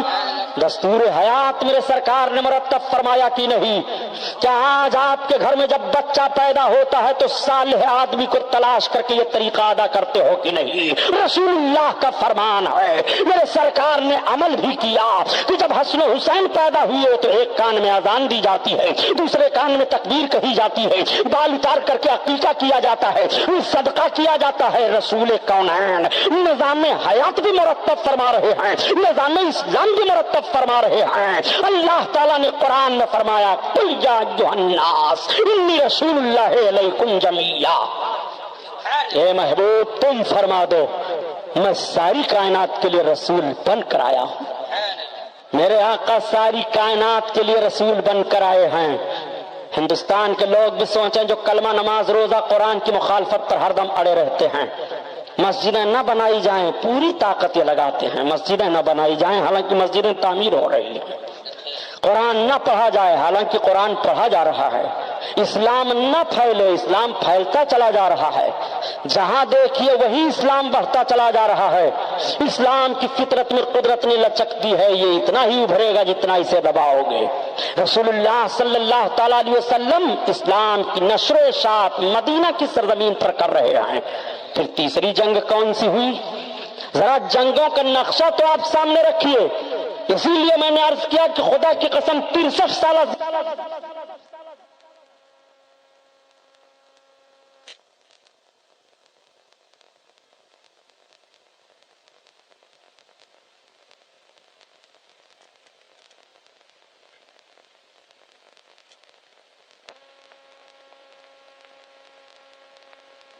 ملے گا کہ مسلمانوں کی طرف سے پہل کی گئی ہو۔ تیسری جنگ آتی ہے۔ تیسری جنگ کون آئی؟ غزوہ خندق جس کو کہا جاتا ہے، خندق کی لڑائی۔ پوری طاقت کے ساتھ کفار اکٹھا ہوئے اور اکٹھا ہونے کے بعد کہا کہ ہم مدینہ پر چڑھ چلیں گے۔ ہر دفعہ یہ مدینہ پر چڑھائی کرنے کی کوشش کرتے ہیں۔ جب پہلی دفعہ کوشش کیا تو بدر میں روک دیا گیا، جب دوسری دفعہ کوشش کیا تو مقام احد پر روک دیا گیا۔ اب کی تیسری بار یہ پھر مدینہ پر چڑھائی کر رہے ہیں، پھر مدینہ پر یہ چڑھ کر کے آ رہے ہیں۔ اللہ کے رسول صلی اللہ علیہ وسلم کی خفیہ ایجنسی سے پتہ چل جاتا ہے، یا رسول اللہ بڑی زبردست تیاری کر کے کفاران مکہ اور گرد و نواح کے سارے لوگ مل کر کے مدینہ طیبہ پر حملہ آور ہوں گے۔ اللہ کے رسول صلی اللہ تعالیٰ علیہ وسلم نے اپنے صحابہ کو بلایا۔ سرکار جب کوئی اجتماعی کام فرمایا کرتے تھے تو بلا مشورہ کے نہیں، صحابہ سے مشورہ لیا کرتے تھے۔ حالانکہ میرے آقا مختار کائنات ہیں، سرکار قانون داں بھی ہیں، قانون ساز بھی ہیں، قانون جانتے بھی ہیں، قانون بناتے بھی ہیں۔ جو قانون جس کے لیے سرکار مرتب فرما دے یا جس بات کے لیے حکم دے دے، کوئی صحابی اس بات کے انکار کے لیے اپنی زبان نہیں کھول سکتے ہیں دربار رسالت میں۔ مگر رسول اللہ صلی اللہ علیہ وسلم طریقے زندگی عطا فرما رہے ہیں کہ اجتماعی شکل میں کوئی کام تمہیں کرنا ہے تو مشورے سے کیا کرو۔ اللہ کے رسول اپنے صحابہ سے مشورہ فرما رہے ہیں۔ صحابہ جمع ہو گئے۔ کیا آج بھی کوئی کام کرنے کے لیے آپ حضرات مشورہ کرتے ہیں؟ اگر مشورہ کیا جائے اور لوگ مشورہ اس میں دیں تو جو صاحب بہت بھاری زیادہ بیچارے کمیٹی میں اہم رکھتے ہوں وہ جو مشورہ دے دے سب مان لو تب تو ٹھیک ہے، ورنہ فوراً اختلاف ہو جائے گا، فوراً سے بھاگنا شروع کر دیں گے، دوسری پارٹی بن جائے گی۔ معاذ اللہ رب العالمین، یہ طریقے رسول نہیں ہے۔ طریقے مصطفیٰ کو چھوڑنا ہے وجہ بربادی۔ اسی سے قوم دنیا میں ہوئی بے اقتدار اپنی۔ میرے سرکار صحابہ سے مشورہ فرماتے ہیں، پتہ یہ چلا کہ کوئی کام کرنے کے لیے قوم کی بھلائی کا کام ہو، مفاد عامہ ہو، اجتماعی کام ہو، اس کے لیے مشورہ کرنا رسول اللہ صلی اللہ علیہ وسلم کی مقدس سنت ہے۔ میرے سرکار صلی اللہ علیہ وسلم نے فرمایا، میرے صحابہ عرض کرتے ہاں یا رسول اللہ، دیکھ رہے ہو کافروں کی سازش کو؟ ہاں یا رسول اللہ۔ کیا کیا جائے؟ تو صحابہ اٹھ کر کھڑے ہو گئے. یا رسول اللہ، ہم حضرت موسیٰ کی امت نہیں ہے جو کہہ دیں کہ جاؤ آپ اور آپ کا خدا لڑے، ہم یہیں سے دیکھیں گے. یا رسول اللہ آپ ہمیں حکم دیں تو ہم پہاڑوں سے ٹکرا جائیں گے. یا رسول اللہ آپ حکم دے دیں تو ہم دریاؤں میں چھلانگ لگا دیں گے، ہم آگ کے شعلوں سے کھیل جائیں گے. یا رسول اللہ آپ حکم تو فرمائیں، ہم آپ کے حکم پر عمل کرنے کے لیے تیار ہیں. میرے آقا نے ارشاد فرمایا تو میرے صحابہ کیا کیا جائے؟ پوری تیاری کے ساتھ کفار آ رہے ہیں. کسی نے عرض کیا یا رسول اللہ نکل کر کے باہر مقابلہ کیا جائے، وہ زیادہ ہوں گے، ہم کم ہیں، دوسرے سائڈ سے وہ حملہ کر سکتے ہیں. چونکہ مقام احد میں حضرت خالد بن ولید نے درے سے حملہ کیا تھا، ایک سائڈ سے لڑائی نہیں رہ گئی تھی. اللہ کے رسول صلی اللہ علیہ وسلم نے سوچا کہ کفاران مکہ اور گرد و نواح کے کافر بھی جنگی مہارت رکھتے ہیں، ہم ایک سائڈ سے اقلیت میں نکل کر کے حملہ کریں گے. وہ مدینہ کے جتنے راستے ہیں ہر راستے پر وہ اپنے جوانوں کو لگا دیں، دقت پیدا ہو سکتی ہے، کوئی دوسری رائے پیش کرو. حضرت سلمان فارسی کھڑے ہوتے ہیں. یہ حضرت سلمان فارسی کون ہیں؟ فارس کے رہنے والے ہیں، فارسی النسل تھے. اللہ کے رسول صلی اللہ علیہ وسلم پر ایمان لائے بڑے عظیم صحابی ہیں حضرت سلمان فارسی، بڑی لمبی عمر ان کی ہوئی. حضرت سلمان فارسی نے عرض کیا کہ یا رسول اللہ ایک مشورہ میں عرض کروں؟ سرکار نے فرمایا کہو. عرض کرتے ہیں یا رسول اللہ میری رائے تو یہ ہے کہ مدینہ میں ایک طرف سے پہاڑیاں ہیں، ایک طرف سے کھجوروں کے درخت ہیں، ایک طرف سے راستہ آنے جانے کا ہے. تو یا رسول اللہ جدھر سے راستہ آنے جانے کا ہے تھوڑا سا حصہ چھوڑ کر کے ہم خندق کھود دیں اور اتنی گہری کھائی ہم کھودیں کہ وہ کھائی پار کر کے ہمارے طرف نہ آ سکیں اور یہیں سے ہم دفاع کریں. اللہ کے رسول نے پسند فرما لیا اس مشورہ کو. ذرا وہ لوگ جو دہشت گردی کا الزام مسلمانوں پر لگاتے ہیں بتانا کہ کافروں نے اپنے شہر کی حفاظت کے لیے کھائی کھودی تھی یا کھدوائی تھی کہ اللہ کے رسول نے مدینہ کی حفاظت کے لیے جب کفار چڑھ رہے ہیں تو اپنے جانساروں سے خندق کھدوا رہے ہیں. شہر کی حفاظت ہو، بچوں کی حفاظت ہو، عورتوں کی حفاظت ہو، کمزوروں کی حفاظت ہو، حفاظت کے لیے خندق کھودی جا رہی ہے اور دہشت گردی پھیلانے کے لیے تلوار اٹھائی جا رہی ہے. پتہ چلا کہ دہشت گردی مسلمانوں کی طرف سے نہیں ہے، دہشت گرد کافر ہوتا ہے اور کافروں کی طرف سے دہشت گردی پھیلائی جاتی ہے. یہ تاریخ رہی ہے، یہ دستور رہا ہے، یہ تاریخی حوالہ میں پیش کر رہا ہوں. سنو، اللہ کے رسول صلی اللہ تعالی علیہ وسلم اپنے صحابہ کو زمین کا حصہ تقسیم فرماتے ہیں. یہاں سے یہاں تک تم خندق کھودو، یہاں سے یہاں تک تم کھودو، یہاں سے یہاں تک تم کھودو. میرے آقا صلی اللہ علیہ وسلم زمین کا حصہ بانٹ دیا، ایک حصہ اپنے لیے سرکار نے رکھا. آقا کا کرم ذرا ملاحظہ فرمائیے، یہ ایسے آقا نہیں ہیں کہ غلام تو کام میں لگے رہیں مگر آقا نہ لگیں. آج کے حکمرانوں کا ذہن و فکر دیکھو، اپنے نبی کے زندگی مقدس کا مطالعہ کرو. اللہ کے رسول نے بھی اپنے حصے کے لیے زمین کو لے لیا. صحابہ کو حکم ہو گیا کھودو، سارے لوگ پھاوڑا لے کر کے اور زمین کھودنے کے سامانوں کو لے کر کے زمین کی کھدائی کرنا شروع کر دیے. ناپ ناپ کر کے زمین کھودی جا رہی ہے. ایک صحابی بہت بھوکے ہو گئے، ان کے پاس کچھ کھانے کے لیے نہیں تھا. ان کی بچی ان کے پاس آئی، تھوڑا سا کھجور لے کر کے آئی. اس نے اپنے باپ کو چپکے سے کھجور دیا. باپ کھا لو، بھوکے ہو. گھر میں کچھ نہیں تھا، یہ تھوڑا سا کھجور تھا. ان سے رہا نہیں گیا، انہوں نے اور صحابہ کو دیکھا، اس کھجور کو اللہ کے حبیب کی بارگاہ میں پیش کر دیا. یا رسول اللہ یہ کھجور ہے. میرے آقا صلی اللہ تعالی علیہ وسلم اس کھجور پر اپنے دستے نبوت کو رکھتے ہیں، نکال نکال کر دیتے جاتے ہیں. سب کھاتے ہیں، سب کے پیٹ بھر جاتے ہیں. اور جب رسول اللہ نے اس کھجور سے اپنے دستے کریم کو ہٹایا تو دیکھا جاتا تھا کہ جتنی کھجوروں کو بچی لے کر کے پہلے آئی تھی اتنی کھجوریں اب بھی موجود ہیں. کہاں کہاں دیکھو گے اپنے سرکار کو جو رسول وطن اور شہر کی حفاظت کے لیے خندق کی کھدائی کروا رہے ہیں. وہ میرے آقا اپنا کریمانہ حال اور اپنا اختیار بھی تو دکھا رہے ہیں. نبی کی بارگاہ میں کسی چیز کی کمی نہیں. اسی لیے تو اعلیٰ حضرت عظیم البرکت ارشاد فرماتے ہیں مالک کونین ہیں گو پاس کچھ رکھتے نہیں اور دو جہاں کی نعمتیں ہیں ان کے خالی ہاتھ میں. دو جہاں کی نعمتیں ہیں ان کے خالی اللہ خندق کھودی جا رہی ہے، ایک صحابی اور بھوکے ہو گئے. جب بھوک نہ برداشت ہوئی تو انہوں نے اپنے پیٹ پر پتھر باندھ لیا. جب نہیں برداشت کر سکے تو آقا کی بارگاہ میں حاضر آئے. یا رسول اللہ میں اپنے حصے کی زمین کھود رہا ہوں، زمین تو تھوڑی سی رہ گئی ہے یا رسول اللہ، مگر بہت بھوک لگی ہے. میرے آقا اگر کچھ کھانے کو مل جائے. سرکار اتنی بھوک لگی ہے کہ یہ میں نے پیٹ پر پتھر باندھ لیے ہیں. اتنا جیسے میرے آقا کی نگاہ پڑی آنکھوں میں آنسو چھلک آئے. سرکار نے اپنے دامن کرم کو ہٹایا تو صحابی عرض کرتے ہیں یا رسول اللہ اب کبھی بھی بھوک کی شکایت نہیں کروں گا. صحابی کے پیٹ پر ایک پتھر بندھا ہوا ہے. نبی کونین کے شکم اطہار پر دو پتھر بندھے ہوئے ہیں. یہ ہے بھوک کا معاملہ، یہ ہے قناعت کی زندگی. اسی لیے تو اعلیٰ حضرت عظیم البرکت فرماتے ہیں کہ سنو اپنے آقا صلی اللہ تعالی علیہ وسلم کی زندگی سنو کہ ملکیت میرے سرکار کی ہے، مگر آپ قناعت کس طرح سے فرما رہے ہیں. کل جہاں ملک اور جو کی روٹی غذا، اس شکم کی قناعت پہ لاکھوں سلام، لاکھوں سلام. یہ اسوہ رسول ہے، یہ سب تعلیم امت کے لیے ہے. اس کو سننے کے بعد نہ سمجھنا میرے آقا مجبور تھے، نہیں بلکہ سرکار تعلیم دے رہے ہیں میرے امتیوں. کبھی تمہیں اسلام کے لیے فاقہ کشی کرنا پڑے تو اپنے رسول کی مقدس سیرت کو دیکھ لینا.